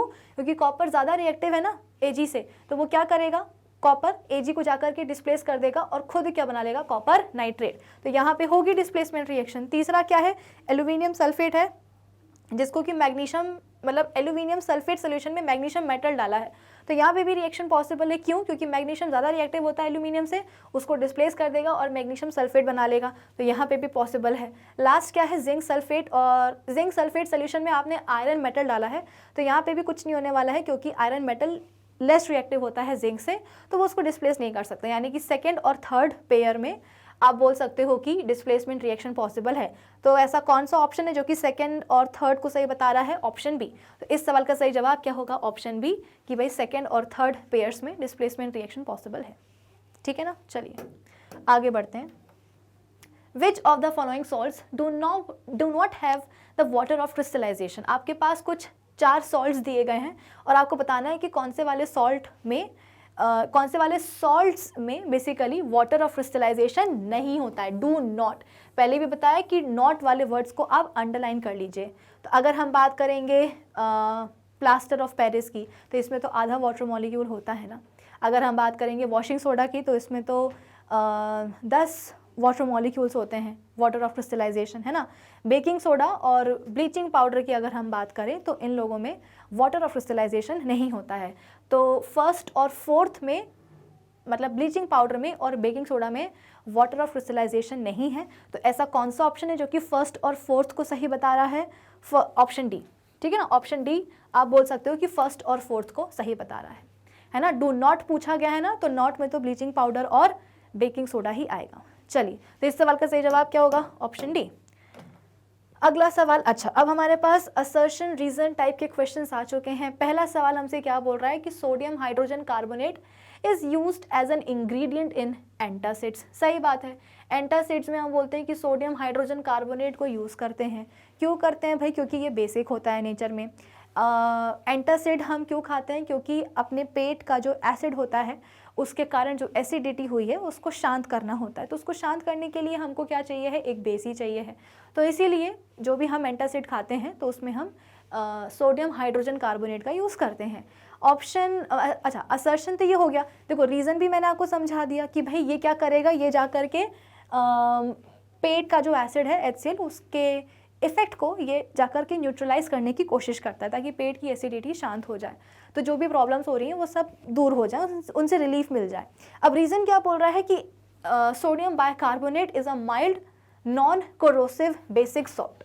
बात तो सही है, लेकिन अगर यहाँ पे रीज़न पे ये लिखा होता ना भाई, हमने जैसे कि मैंने आपको हमेशा बताया कि असर्शन रीज़न के सवालों को सॉल्व करने का सबसे अच्छा तरीका क्या है कि रीज़न आप छुपाई दो। सवाल में जो रीज़न दिया गया उसको आप छुपा लो। असर्शन को पढ़ करके सबसे पहले आप ये पता करो कि असर्शन पहली बात तो सही है या नहीं है। अगर सही है तो फिर उसका रीज़न आप अपने हिसाब से ढूंढो, अपने दिमाग से सोचो। तो मैंने सोच तो लिया कि हाँ भाई ये वाली बात तो बिल्कुल सही है, असर्शन की यूज़ होता है सोडियम हाइड्रोजन कार्बोनेट एंटासिड में। क्यों? क्योंकि ये बेसिकली बेसिक होता है ना नेचर में, तो ये जगह क्या करेगा, पेट के एसिड को जाकर के न्यूट्रलाइज करेगा, उसको शांत करवाएगा। तो जो रीज़न दिया गया है, रीज़न की बात भी बिल्कुल सही है, लेकिन रीज़न में पूरा ये सेंटेंस नहीं बोला है। अगर पूरा ये बोला जाता कि भाई सोडियम हाइड्रोजन कार्बोनेट क्या करता है, पेट में जाकर के पेट के स्टमक एसिड को शांत करता है, उसको न्यूट्रलाइज करता है, तो ये रीज़न बिल्कुल सही होता और इस असर्शन का आप बोल सकते हो कि सही एक्सप्लेनेशन भी होता। लेकिन यहाँ पे रीज़न की बात तो सही है लेकिन वो अधूरी है। इसका मतलब क्या कि reason is not explaining the assertion. इसका मतलब क्या कि हम यहाँ पे चूज़ करेंगे ऑप्शन बी कि असर्शन सही है, रीज़न भी सही है, लेकिन सही एक्सप्लेनेशन नहीं है। So we will go with option B. Next क्या है, burning of a natural gas is an endothermic process. नहीं, नेचुरल गैस को जब हम जलाते हैं तो हमको एनर्जी मिलती है, एनर्जी इवॉल्व होती है, तो फिर वो क्या हो जाएगा, एक एक्सोथर्मिक प्रोसेस हो जाएगी। तो असर्शन ही अपना गलत है, और जब असर्शन गलत होता है तो हम ऑप्शन डी को चूज़ करते हैं, है ना। रीज़न क्या बोल रहा है कि मीथेन जब कंबाइन होती है ऑक्सीजन के साथ में तो कार्बन डाइऑक्साइड और वाटर प्रोड्यूस होता है, ये बिल्कुल सही है। लेकिन हाँ, नेचुरल गैस की जो बर्निंग है वो एक एक्सोथर्मिक प्रोसेस है, एंडोथर्मिक नहीं होती है। तो हम जाएंगे ऑप्शन डी के साथ कि असर्शन गलत है लेकिन रीज़न ट्रू है। Sun appears reddish at the time of sunrise and sunset. बिल्कुल सही बात है, सनराइज और सनसेट के टाइम पे हमको जो सन है वो आप बोल सकते हो कि लाल लाल दिखाई देता है। रीज़न क्या है कि distance travelled by the sunlight in the atmosphere is lesser during sunrise और sunset as compare to the noon. नहीं, नून के टाइम पे आप बोलते हो कि जो भी सनलाइट आ रही है उसको कम डिस्टेंस ट्रैवल करना पड़ता है, लेकिन सनराइज और सनसेट के टाइम पे सन जो है वो धरती से काफ़ी दूर होता है, तो सन से निकलने वाली जो भी रेज होती हैं उनको ज़्यादा डिस्टेंस ट्रैवल करना पड़ता है। यानी कि यहाँ पे तो रीज़न ही क्या है, गलत है। तो यहाँ पे हम क्या करेंगे, ऑप्शन सी को चूज़ करेंगे कि भाई असर्शन सही लेकिन रीज़न क्या है, फॉल्स है। गलत ही स्टेटमेंट है तो एक्सप्लेन भी क्या करेगा असर्शन को। ठीक है, चलो अगला सवाल। अच्छा, if a lens can converge the sun rays at a point 20 centimetre away from its optical centre, the power of this lens is. तो बेसिकली लेंस क्या कर रहा है, सन रेज को कन्वर्ज करवा रहा है, यानी कि डेफिनेटली यहाँ पे कौन सा लेंस होने वाला है, कॉन्वेक्स लेंस ही होने वाला है। ठीक है, और वो कन्वर्ज की भी कहाँ करवा रहा है भाई, सन से आने वाली जितनी भी सन रेज होंगी वो क्या होती हैं, पैरेलल होती हैं आपस में भी और प्रिंसिपल एक्सिस के भी। तो आफ्टर कन्वर्जेंस जैसे कि बोला जा रहा है कि वो लेंस क्या कर रहा है, सन रेज को कन्वर्ज करवा रहा है eight a point 20 centimetre away from its optical centre. अगर ये ऑप्टिकल सेंटीमीटर है, मतलब सॉरी, अगर ये ऑप्टिकल क्या है, सेंटर है, तो यहाँ से आप बोल सकते हो कि 20 सेंटीमीटर के डिस्टेंस पे सन रेज क्या हो रही हैं, कन्वर्ज हो रही है। कौन करवा रहा है, तो कॉन्वेक्स लेंस करवा रहा है। तो डेफिनेटली जहाँ पे लाइट रेज कन्वर्ज होती हैं वो क्या होता है, फोकस कहलाता है, और फोकस से लेकर के ऑप्टिकल सेंटर का जो डिस्टेंस होता है उसी को हम क्या बोलते हैं, फोकल लेंथ। यानी कि इस कॉन्वेक्स लेंस की जो फोकल लेंथ है वो आपको दी गई है कितनी, 20 सेंटीमीटर। तो बोला क्या है, अच्छा पावर बतानी है, तो हम सबको पता है कि भाई पावर इज इक्वल्स टू क्या होता है, 1/फोकल लेंथ। फोकल लेंथ यहाँ पे दी गई है कितनी, 20 सेंटीमीटर, तो यहाँ पे 1/f कितना हो जाएगा, 1/20। लेकिन अब यहाँ पे एक छोटी सी समस्या आई है। समस्या ये है कि हमारे पास जो सवाल में फोकल लेंथ दी गई है वो सेंटीमीटर्स में है, लेकिन इस फॉर्मूला में हम फोकल लेंथ को मीटर्स में लिखते हैं। तो कोई दिक्कत की बात नहीं है, जो सेंटीमीटर में दी गई है फोकल लेंथ उसको हम मीटर्स में कन्वर्ट कर लेते हैं। कैसे करेंगे, तो 20/100 कर देंगे, ऊपर का 1 0 नीचे के 1 0 से कैंसिल हो जाएगा, बचेगा कितना, 0.2। तो अब अपनी फोकल लेंथ आ चुकी है मीटर्स में कितनी, 0.2 मीटर्स। अब क्या करेंगे, चलो तो इसको अब हम फॉर्मूला में रख सकते हैं। तो 1/f कितना हो जाएगा, 1/0.2 हो जाएगा। कैसे सॉल्व करेंगे, डेसिमल हटाओ, ऊपर आ जाएगा 1 0, 2 1 2, 2 5 10, है ना। तो यानी कि अब पावर कितनी आ चुकी है अपने लेंस की, +5 डायोप्टर्स। भाई दिख ही रहा है कि जो फोकल लेंथ है वो पॉजिटिव एक्स एक्सिस पे बन रही है, फोकल लेंथ पॉजिटिव है तो पावर भी क्या आएगी, पॉजिटिव ही आएगी। तो पावर कितनी आ चुकी है, +5 डायोप्टर्स। तो इस सवाल का सही जवाब क्या होना चाहिए, ऑप्शन सी। ठीक है, आसान था ये वाला क्वेश्चन, आई होप सबसे बना होगा। अगला सवाल क्या है, the radius of curvature of a converging mirror is 30 centimetre. अच्छा, कन्वर्जिंग मिरर है, इसका मतलब क्या कि आपके पास कॉनकेव मिरर ही है जिसका रेडियस ऑफ कर्वेचर दिया गया है कितना, 30 सेंटीमीटर। तो अगर फोकल लेंथ निकालने को आएगा तो हम क्या करेंगे, R/2 कर देंगे, यानी कि 15 सेंटीमीटर। ये तो 75 लिख गया है ना, इसको ठीक कर देते हैं। तो बेसिकली फोकल लेंथ कितनी आ जाएगी, 30/2 यानी कि 15 सेंटीमीटर। ठीक है, at what distance from the mirror should an object be placed so as to obtain a virtual image. भाई हम सबको पता है कि concave mirror most of the times क्या करता है, रियल और इन्वर्टेड इमेज ही बनाता है। सिर्फ एक केस ऐसा होता है जहाँ पे कॉनकेव मिरर क्या करता है, वर्चुअल इमेज बनाता है। कब, जब कॉनकेव मिरर के सामने उसके पोल और फोकस के बीच में, है ना, पोल और फोकस के बीच में जब हम ऑब्जेक्ट को रखते हैं, जैसे कि अपना कॉनकेव मिरर है तो इसके पोल और फोकस के बीच में, फोकस कुछ ज़्यादा ही पास में बन चुका है, पोल और फोकस के बीच में हम क्या करेंगे, जब ऑब्जेक्ट को रखेंगे तो उसकी इमेज कहाँ बनेगी, मिरर के पीछे वर्चुअल इमेज बनेगी। तो सवाल आपसे पूछा गया है कि ऑब्जेक्ट को कहाँ रखे, तो पोल और फोकस के बीच में रखो, लेकिन इतना आसान नहीं है ना, पोल और फोकस के बारे में यहाँ पे उनके टर्म्स में यहाँ पे बात नहीं करी जा रही है। ऑप्शन देखो, ऑप्शन ए बोल रहा है कि इन्फिनिटी पे रखो, ऑप्शन बी बोल रहा है कि 30 सेंटीमीटर के डिस्टेंस पे रखो। भाई 30 सेंटीमीटर तो क्या है, रेडियस ऑफ कर्वेचर है, यानी कि कॉनकेव मिरर के पोल से लेकर के 30 सेंटीमीटर के डिस्टेंस पे जाओगे तो सेंटर ऑफ कर्वेचर पड़ जाएगा। अगर सेंटर ऑफ कर्वेचर पे 30 सेंटीमीटर के डिस्टेंस पे रख दिया ऑब्जेक्ट को तो इमेज भी कहाँ बनेगी, वही बनेगी, वो भी रियल और इन्वर्टेड, यानी कि ए भी गलत है बी भी गलत है। ऑप्शन सी क्या बोल रहा है कि 15 और 30 सेंटीमीटर के बीच में रखो, तो 15 सेंटीमीटर तो आप बोल रहे हो कि क्या है, फोकल लेंथ है, यानी कि फोकस से लेकर के पोल के बीच का डिस्टेंस कितना है, 15 सेंटीमीटर है। सेंटर ऑफ कर्वेचर से लेकर के पोल के बीच का डिस्टेंस कितना है भाई, 30 सेंटीमीटर है। तो यहाँ पे बोला जा रहा है अगर हम ऑब्जेक्ट को 15 सेंटीमीटर और 30 सेंटीमीटर के बीच में रखेंगे तो इमेज बनेगी क्या, वर्चुअल? नहीं, हमें कहाँ बनाना है, मतलब कहाँ रखना होगा ऑब्जेक्ट को, पोल और फोकस के बीच में रखना होगा। तो इसके लिए क्या बोला जा रहा है, लास्ट ऑप्शन डी क्या है, बिटवीन 0 सेंटीमीटर टू 15 सेंटीमीटर, ये बिल्कुल सही है ना, कि 0 से लेकर के 15, मतलब कि पोल और फोकस के बीच में अगर आप रखोगे तो इमेज कहाँ बनेगी, वर्चुअल बनेगी, यानी कि मिरर के पीछे बनेगी। तो इस सवाल का सही जवाब क्या होगा, बिटवीन 0 टू 15 सेंटीमीटर। सॉर्टेड, ठीक है। चलो अब अगला सवाल क्या है, a converging lens forms a 3 times magnified image of an object which can be taken on a screen। अच्छा, एक कन्वर्जिंग लेंस है यानी कि कॉन्वेक्स लेंस ही है, मैग्निफिकेशन कितना दे रहा है, बोला ना यहाँ पे कि forms a 3 times magnified image of an object, यानी कि मैग्निफिकेशन यहाँ पे कितना आया है, 3 आया है। Which can be taken on a screen, यानी कि डेफिनेटली इमेज कैसी है, रियल है, इन्वर्टेड है। If the focal length of the lens is 30 centimetre, भाई कॉन्वेक्स लेंस है तो उसकी फोकल लेंथ भी कितनी होगी, सवाल में तो दिया है 30 सेंटीमीटर, लेकिन पॉजिटिव 30 सेंटीमीटर होगी, है ना। Now the distance of the object from the lens is, यानी कि यहाँ पे हमसे u पूछा गया है कि u कितना आएगा। अब सवाल ये है कि अब हम ये u कैसे निकालेंगे, मैग्निफिकेशन दिया है ना, इसकी मदद से निकालेंगे। भाई लेंस के लिए मैग्निफिकेशन का फॉर्मूला क्या होता है, magnification is equals to v by u, है ना।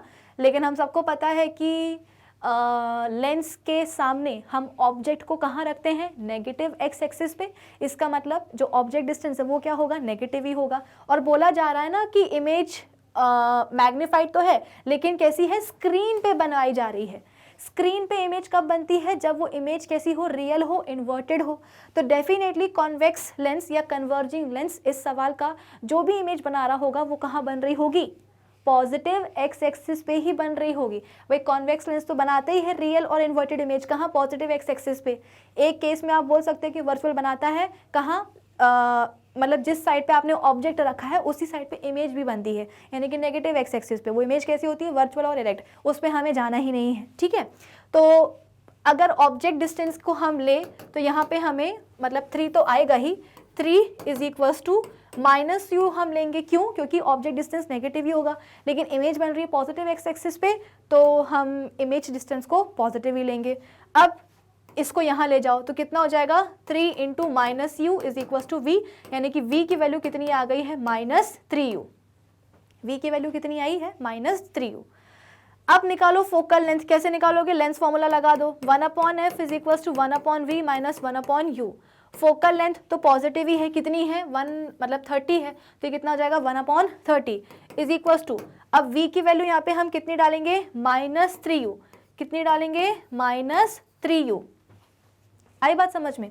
फिर इसके बाद में ये कौन सा साइन होगा, ये तो आप बोल सकते हो कि फॉर्मूले का नेगेटिव साइन है, ठीक है। और यहाँ पे आप लिख दोगे क्या, चुपचाप 1/u। अब करो इसको पूरे को सॉल्व, कितना आ जाएगा, 3u और u, तो यहाँ पे आ जाएगा -u, यहाँ पे आ जाएगा -3u, तो ये कितना हो जाएगा, 1/30 इज इक्वल्स टू, भाई माइनस माइनस तो प्लस होता है ना, तो -u -3u कितना हो जाएगा, -4u, क्योंकि माइनस माइनस है तो प्लस तो होगा लेकिन साइन कौन सा आएगा, नेगेटिव ही आएगा। -4 डिवाइडेड बाय कितना आ जाएगा, 3u का स्क्वायर, तो ऊपर वाला u नीचे वाले एक u से कट जाएगा, बचेगा यहाँ पे कितना, 1/30 इज इक्वल्स टू -4/3u। 3 10 कितना होता है भाई, 30 होता है, ठीक है। तो एक काम करो, u को यहाँ ले जाओ, 10 को यहाँ ले जाओ, तो कितना हो जाएगा, u is equals to -4 into 10, यानी कि u is equals to -40 centimetre. तो इस सवाल का सही जवाब क्या होगा, हमसे यही तो पूछा गया ना कि हम ऑब्जेक्ट को कहाँ रखें, है ना, what then the distance of the object from the lens. तो ऑब्जेक्ट का डिस्टेंस कितना होना चाहिए लेंस से, तो -40 सेंटीमीटर का होना चाहिए। और यहाँ पे आपका जो ऑब्जेक्ट डिस्टेंस है वो नेगेटिव में ही आना चाहिए। नेगेटिव में आ रहा है इसका मतलब क्या कि आपने जो भी यहाँ पे काम किया है, कैलकुलेशन लगाई है, वो बिल्कुल सही लगाई है। तो इस सवाल का सही जवाब होना चाहिए क्या, ऑप्शन डी। ठीक है ना। चलो अब हम आ जाते हैं अपने अगले सवाल के ऊपर कि which of the following statements is not true in reference to the diagram shown above. एक डायग्राम आपको दिया है क्या, यहाँ पे कॉनकेव मिरर है और उसके सेंटर ऑफ कर्वेचर पे क्या रखा है, एक जलती हुई कैंडल रखी है। तो हम सबको पता है कि इमेज भी कहाँ बनेगी, सेंटर ऑफ कर्वेचर पे। भाई ये तो प्रॉपर्टी होती है ना कि अगर कॉनकेव मिरर के सामने आपने उसके सेंटर ऑफ कर्वेचर पे ऑब्जेक्ट रखा है तो इमेज भी कहाँ बनेगी, सेंटर ऑफ कर्वेचर पे ही बनेगी। रियल होगी, इन्वर्टेड होगी और सेम साइज की होगी, इतना तो हमें पता है। ठीक है, अब बोला गया है कि कौन सा स्टेटमेंट ट्रू नहीं है, हमें गलत स्टेटमेंट चूज करना है। फर्स्ट स्टेटमेंट क्या है कि इमेज फॉर्म्ड इज रियल, सही बात है। इमेज फॉर्म्ड इज एनलार्ज्ड, नहीं, इमेज रियल है, इन्वर्टेड है और सेम साइज की होती है, मतलब ऑप्शन बी तो गलत है, ए सही है। तीसरा क्या बोल रहा है कि image is formed at a distance equal to double the focal length, हाँ सही बात है। फोकल लेंथ का डबल क्या होता है भाई, रेडियस ऑफ कर्वेचर, है ना। तो यहाँ से आप बोल सकते हो कि पोल से लेकर के सेंटर ऑफ कर्वेचर का जो डिस्टेंस होता है उसको हम क्या बोलते हैं, रेडियस ऑफ कर्वेचर ही तो बोलते हैं। तो यहाँ पे बोला जा रहा है कि इमेज कहाँ बनेगी, फोकल लेंथ के डबल डिस्टेंस पे बनेगी, यानी कि सेंटर ऑफ कर्वेचर पे बनेगी, बिल्कुल सही बात है। लास्ट क्या है, इमेज फॉर्म्ड इज इन्वर्टेड, सही बात है। इमेज कैसी बनेगी, रियल, इन्वर्टेड और सेम साइज की। हमसे नॉट ट्रू पूछा गया, इसका मतलब क्या, यहाँ पे इस सवाल का सही जवाब होना चाहिए क्या, ऑप्शन बी, कि इमेज एनलार्ज नहीं होगी, सेम साइज की होगी।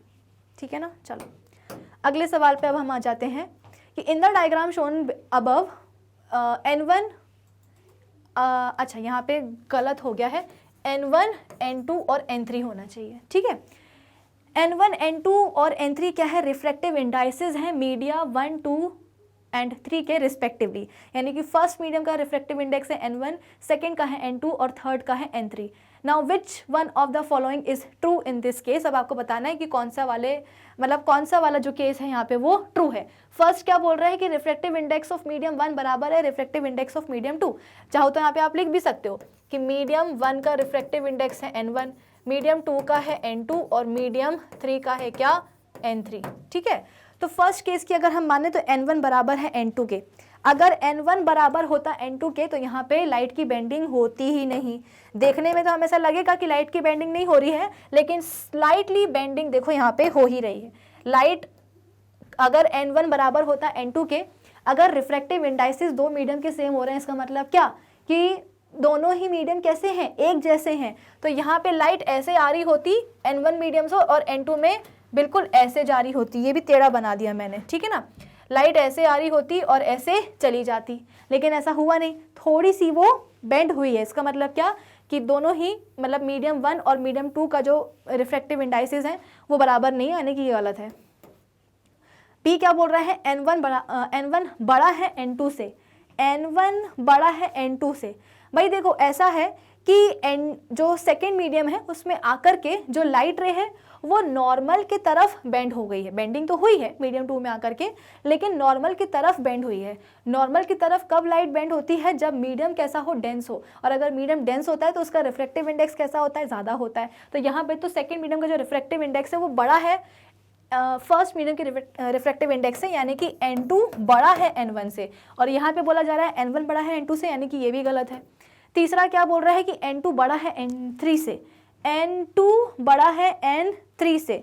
तो भाई यहाँ पे भी गलत ही बोला जा रहा है। क्यों? क्योंकि आप देख सकते हो कि जब लाइट रे सेकंड से तीसरे मीडियम में आ रही है तो थर्ड मीडियम में आने के बाद वो तो और ज़्यादा क्या हो गई है, नॉर्मल की तरफ बेंड हो गई है। इसका मतलब क्या कि जो थर्ड मीडियम है वो ज़्यादा डेंस है, और अगर वो ज़्यादा डेंस है मीडियम 2 से, इसका मतलब क्या कि थर्ड मीडियम का जो रिफ्रैक्टिव इंडेक्स है वो कैसा होगा, ज़्यादा होगा N2 से, है ना, सेकेंड मीडियम के रिफ्रैक्टिव इंडेक्स से। लेकिन यहाँ पे कुछ उल्टा ही बोला गया है, इसका मतलब ये भी गलत है। आखिरी क्या है कि N3 बड़ा है N1 से। तो हाँ, ये बिल्कुल सही है कि थर्ड मीडियम का जो रिफ्रैक्टिव इंडेक्स है वो फर्स्ट मीडियम के रिफ्रैक्टिव इंडेक्स से क्या होगा, बड़ा होगा। क्यों? क्योंकि थर्ड मीडियम क्या है, ज़्यादा डेंस है फर्स्ट मीडियम के कंपैरिजन में। तो ये वाली बात बिल्कुल सही है। तो इस सवाल का सही जवाब क्या होना चाहिए, ऑप्शन डी। क्लियर? चलो नेक्स्ट क्वेश्चन क्या है, द रिफ्रैक्टिव इंडेक्स, ये वाला क्वेश्चन भी मैंने आपको करवाया है। The refractive index of medium A is 1.5 and that of medium B is 1.33। If the speed of light in air is this, then what is the speed of light in medium A and medium B respectively. तो हम सबको पता है कि refractive index of medium A क्या हो जाएगा, light की speed in air divided by light की स्पीड इन मीडियम ए, और हमसे यही पूछा गया है कि मीडियम ए में लाइट की स्पीड कितनी है। तो इसको हम कैसे निकालेंगे, वेलोसिटी को, स्पीड को यहाँ ले जाते हैं, c upon refractive index of A कर देते हैं। तो लाइट की स्पीड इन एयर ये भी आपको दी गई है कितनी, 3 × 10⁸ मीटर पर सेकेंड, और रिफ्रैक्टिव इंडेक्स कितना है मीडियम ए का, तो 1.5 है। ठीक है, एक डेसिमल हटा दो, ऊपर आ जाएगा 0, तो 15 2 × 30 होता है। तो लाइट की स्पीड इन मीडियम ए कितनी हो जाएगी, 2 × 10⁸ मीटर पर सेकेंड।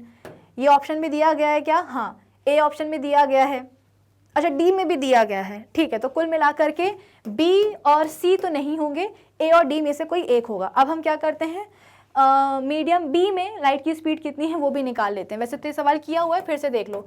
मीडियम बी का रिफ्रैक्टिव इंडेक्स कितना होगा, लाइट की speed in air divided by light की स्पीड इन मीडियम बी, इसको निकालना है। तो इसको हम ले आते हैं यहाँ, is equals to c upon refractive index of medium B ले लेते हैं। ठीक है, तो लाइट की स्पीड इन एयर सवाल में दी गई है, और डिवाइडेड बाय रिफ्रैक्टिव इंडेक्स कितना दिया गया है मीडियम बी का, 1.33।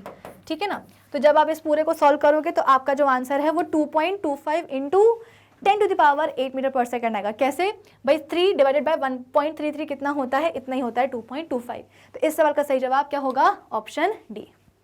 ठीक है, चलो अगले सवाल पे हम आ जाते हैं कि an object of height 4 centimetre is kept at a distance of 30 centimetre from the pole of a diverging mirror.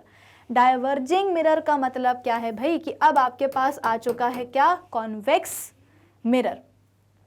तो इसके सामने आपने 4 सेंटीमीटर हाइट का, यानी कि ऑब्जेक्ट की हाइट आपको दी गई है कितनी, 4 centimetre, is kept at a distance of 30 centimetre from the pole, यानी कि ऑब्जेक्ट डिस्टेंस भी आपको कितना दिया गया है, 30 सेंटीमीटर। प्लस आएगा या माइनस, माइनस क्यों, क्योंकि ऑब्जेक्ट डिस्टेंस हमेशा नेगेटिव ही होता है, क्योंकि आप ऑब्जेक्ट को हमेशा नेगेटिव एक्स एक्सिस पे ही रखते हो।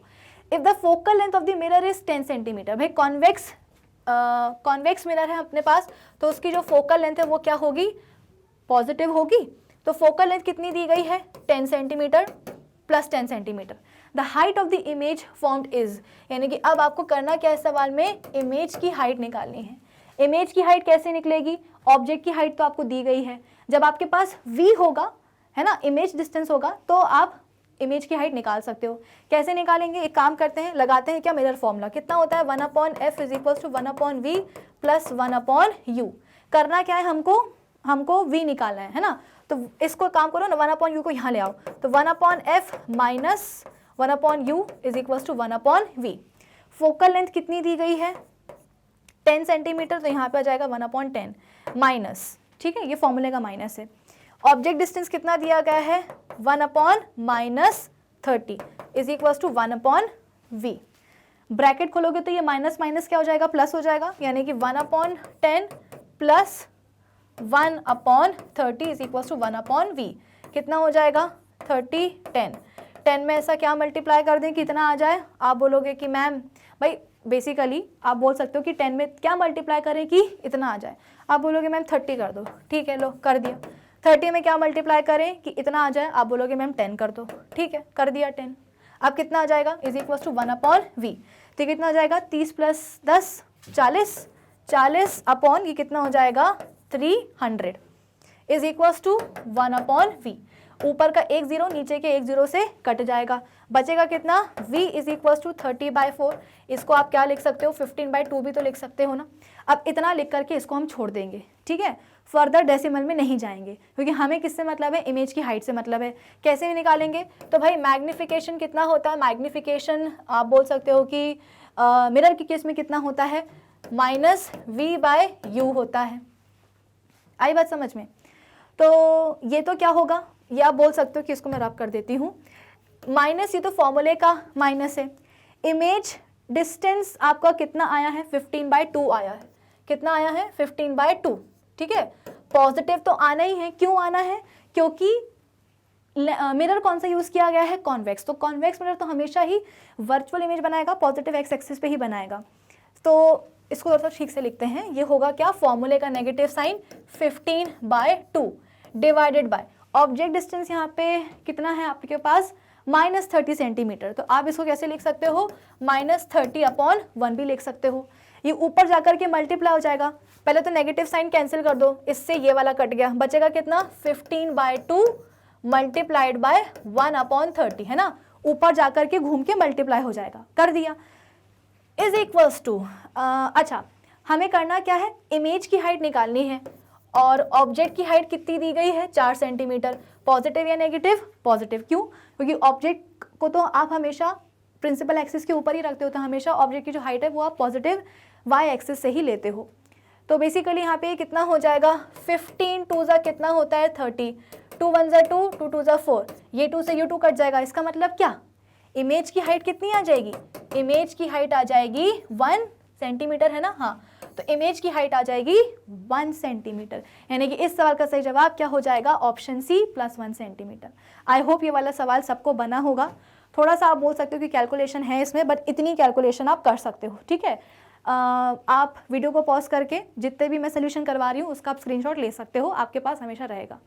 आई बात समझ में। तो इमेज की हाइट कितनी आ चुकी है, 1 + 1 सेंटीमीटर आनी थी, क्योंकि वर्चुअल इमेज बन रही है, प्रिंसिपल एक्सिस के ऊपर ही बनेगी, ठीक है।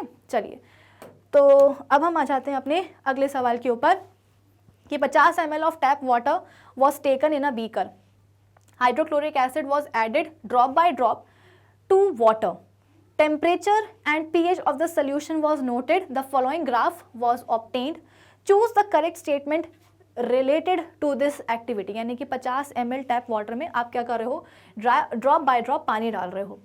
तो फर्स्ट आप बोल सकते हो कि स्टेटमेंट क्या होगा, the process of dissolving N acid in water is highly endothermic. अरे नहीं भाई, पानी और एसिड को अगर आप मिलाते हो तो वो एक्सोथर्मिक रिएक्शन होती है, बहुत हीट इवॉल्व होती है, इसीलिए तो हम बोलते हैं कि हमेशा हमें क्या करना चाहिए, पानी में एसिड डालना चाहिए, ना बल्कि एसिड में पानी, है ना, क्योंकि काफ़ी हीट निकलती है, तो इस हीट को अब्जॉर्ब करने के लिए क्या चाहिए होता है, पानी चाहिए होता है, तो इसीलिए पानी में हमेशा एसिड डाला जाता है। तो ये बात तो गलत है, एंडोथर्मिक नहीं एक्सोथर्मिक होती है।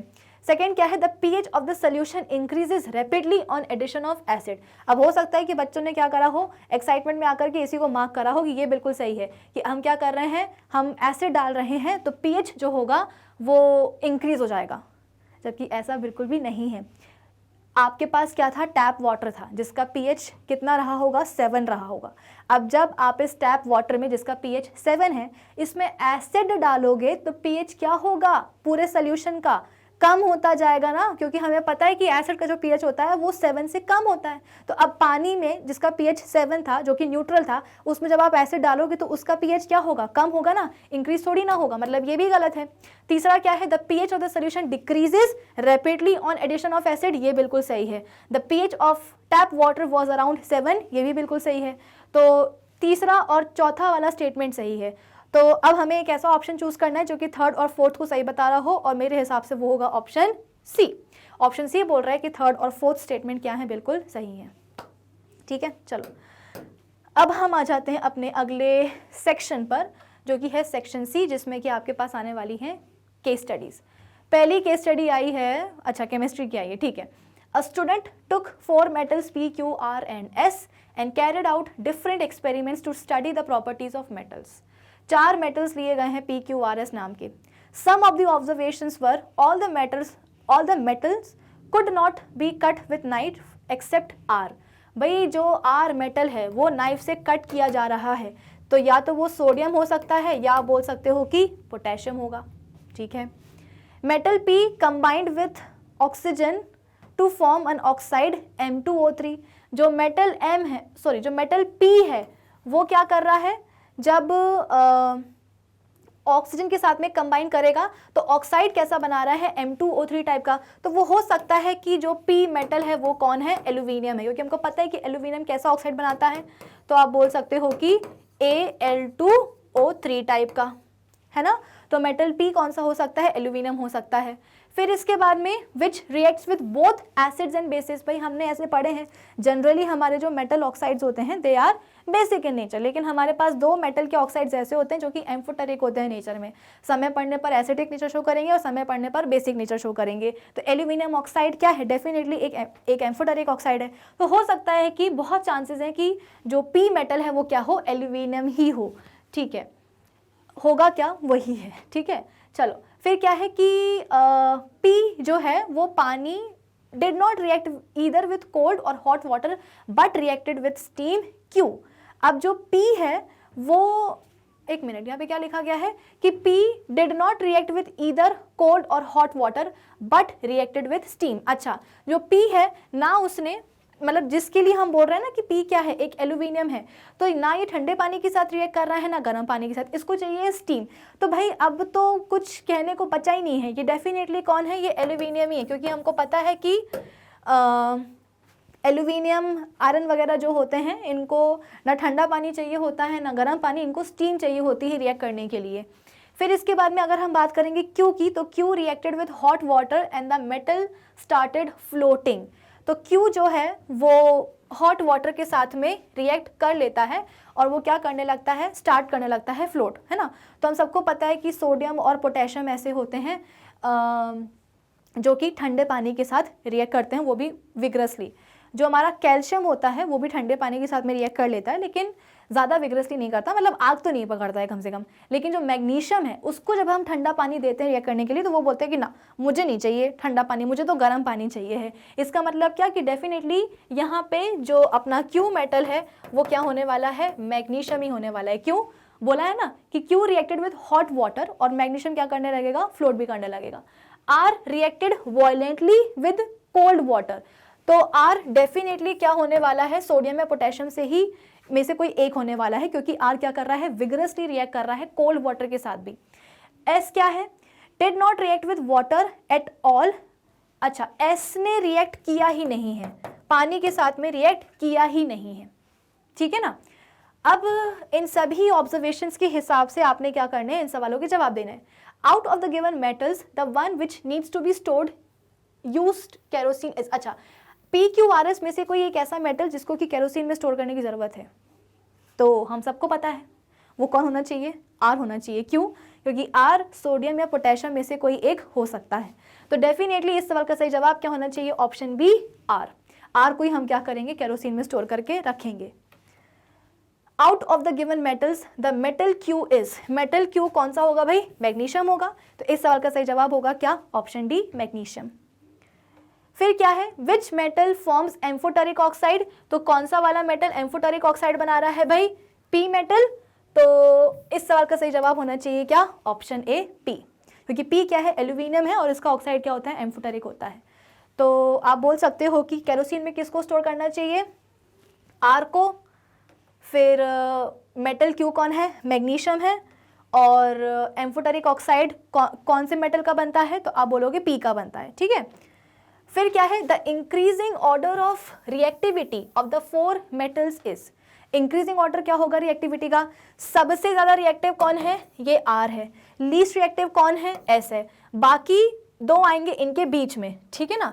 आर से कम रिएक्टिव कौन सा होने वाला है भाई, क्यू होने वाला है, और क्यू से कम रिएक्टिव कौन होगा, एल्यूमिनियम।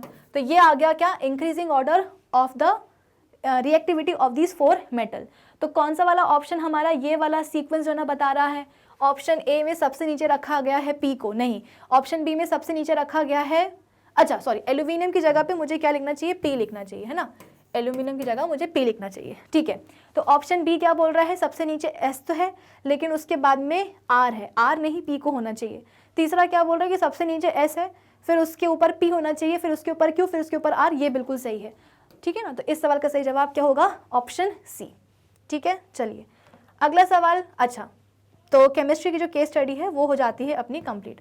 अब हम आ जाते हैं अपने फिजिक्स की केस स्टडी में कि a compound microscope is an instrument which consists of to lenses L1 and L2। Compound microscope है जिसमें कि आप बोल सकते हो कि दो लेंसेज लगे हैं, L1 और L2।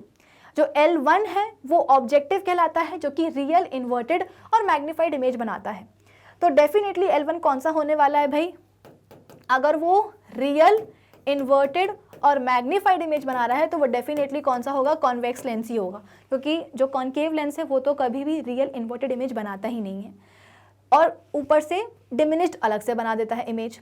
This serves as the object for the second lens L2, the eyepiece. The eyepiece functions like a simple microscope या magnifier. It produces the final image which is inverted with respect to the original object, लेकिन enlarged और आप बोल सकते हो कि virtual, ठीक है ना। तो बेसिकली यहाँ पे हुआ क्या कि जो L2 है वो कैसी इमेज बना रहा है ना, मैग्नीफाइड की तरह काम कर रहा है, तो डेफिनेटली इमेज कैसी बनेगी, मैग्नीफाइड या एनलार्ज ही बनेगी। और बोल रहा है कि ये वर्चुअल इमेज भी क्या करता है, बनाता है। तो भाई वर्चुअल और एनलार्ज्ड इमेज बनाना तो सिर्फ कॉन्वेक्स लेंस की ही बस की बात होती है, क्योंकि हमको पता है कि जो कॉन्केव लेंस है वो डेफिनेटली वर्चुअल इमेज तो बनाता है लेकिन डिमिनिश्ड बनाता है। यहाँ पे वर्चुअल और एनलार्ज्ड की बात करी गई है तो वो डेफिनेटली कौन होगा, कॉन्वेक्स लेंस ही होगा। तो दोनों ही लेंसेज क्या होने वाले हैं, कॉन्वेक्स होने वाले हैं, ठीक है। अब सवाल क्या पूछ रहा है कि what types of lenses must be L1 and L2। तो हमने अभी पता कर लिया कि दोनों ही क्या है, कॉन्वेक्स लेंस हैं। तो ऑप्शन ए बोल रहा है कि दोनों कॉन्केव है, ऑप्शन बी बोल रहा है कि दोनों कॉन्वेक्स है, ऑप्शन सी बोल रहा है कि L1 कॉन्केव है और L2 कॉन्वेक्स है, और ऑप्शन डी बोल रहा है कि L1 कॉन्वेक्स है और L2 कॉन्केव है। तो इस सवाल का सही जवाब होना चाहिए क्या, कि बोथ आर कॉन्वेक्स, ठीक है ना। चलिए अगला सवाल क्या है कि what is the value and sign of magnification according to the new Cartesian sign convention of the image formed by L1। L1 जिस तरह की इमेज बना रहा है उस हिसाब से जो मैग्निफिकेशन है वो क्या आना चाहिए, यानी कि मैग्निफिकेशन की वैल्यू कितनी आएगी और उसका साइन कौन सा आएगा। तो अगर हम अपनी केस को देखें तो L1 के बारे में यहाँ पे जो बात बोली गई है वो ये है कि L1 क्या करता है, रियल, इन्वर्टेड और मैग्नीफाइड इमेज बनाता है, रियल, इन्वर्टेड और मैग्नीफाइड इमेज बनाता है, ठीक है। अब ज़रा अगर हम बात करें मैग्निफिकेशन की, तो मैग्निफिकेशन का फॉर्मूला क्या होता है, V/U in case of lens, है ना। इमेज की हाइट और ऑब्जेक्ट की हाइट भी लिख ही डालो। तो अगर हम बोल रहे हैं कि रियल और इन्वर्टेड इमेज बन रही है, साथ ही साथ आप बोल रहे हो कि मतलब बेसिकली आपके पास कॉन्वेक्स लेंस है ना, और कॉन्वेक्स लेंस क्या कर रहा है, रियल और इन्वर्टेड इमेज बना रहा है, तो डेफिनेटली आप बोल सकते हो कि वो जो इमेज होगी वो कहाँ बनेगी, पॉजिटिव एक्स एक्सिस पे।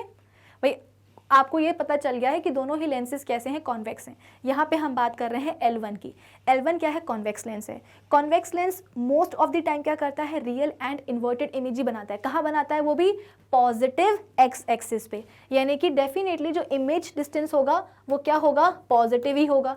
लेकिन ऑब्जेक्ट डिस्टेंस को आप क्या लेते हो, हमेशा नेगेटिव ही लेते हो, यानी कि यहाँ पे मैग्निफिकेशन का जो फॉर्मूला मतलब जो भी आएगा वैल्यूज़ की, वो किस में आएगी, नेगेटिव में ही आएगी। लेकिन हाँ 1 से बड़ा होगा मैग्निफिकेशन की वैल्यू या 1 से छोटा, ये हम कैसे डिसाइड करेंगे। तो भाई बोला गया है केस में कि जो इमेज बन रही है, L1 जो इमेज बना रहा है वो रियल और इन्वर्टेड तो है, लेकिन आप बोल रहे हो कि मैग्नीफाइड है, यानी कि इमेज की जो हाइट होगी वो ऑब्जेक्ट की हाइट से क्या होगी, बड़ी होगी।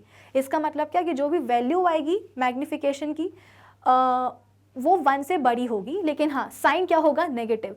तो उस हिसाब से इस सवाल का सही जवाब होना चाहिए क्या, ऑप्शन डी, कि वैल्यू क्या होगी, मोर देन 1 और साइन क्या होगा, नेगेटिव, ठीक है ना। चलो अगला सवाल हमसे क्या बोल रहा है, what is the value and the sign of according to new Cartesian sign convention magnification of the image formed by L2। अच्छा, जैसे हमने अभी L1 के लिए मैग्निफिकेशन निकाला है, वैसे ही अब हम सेकेंड लेंस के लिए L2 के लिए मैग्निफिकेशन निकालेंगे। तो मैग्निफिकेशन इज इक्वल्स टू वही V/U is equals to image की हाइट बाय ऑब्जेक्ट की हाइट। अब ज़रा हम ये देखते हैं कि L2 जो है वो कैसी इमेज बना रहा है, केस में दिया गया है।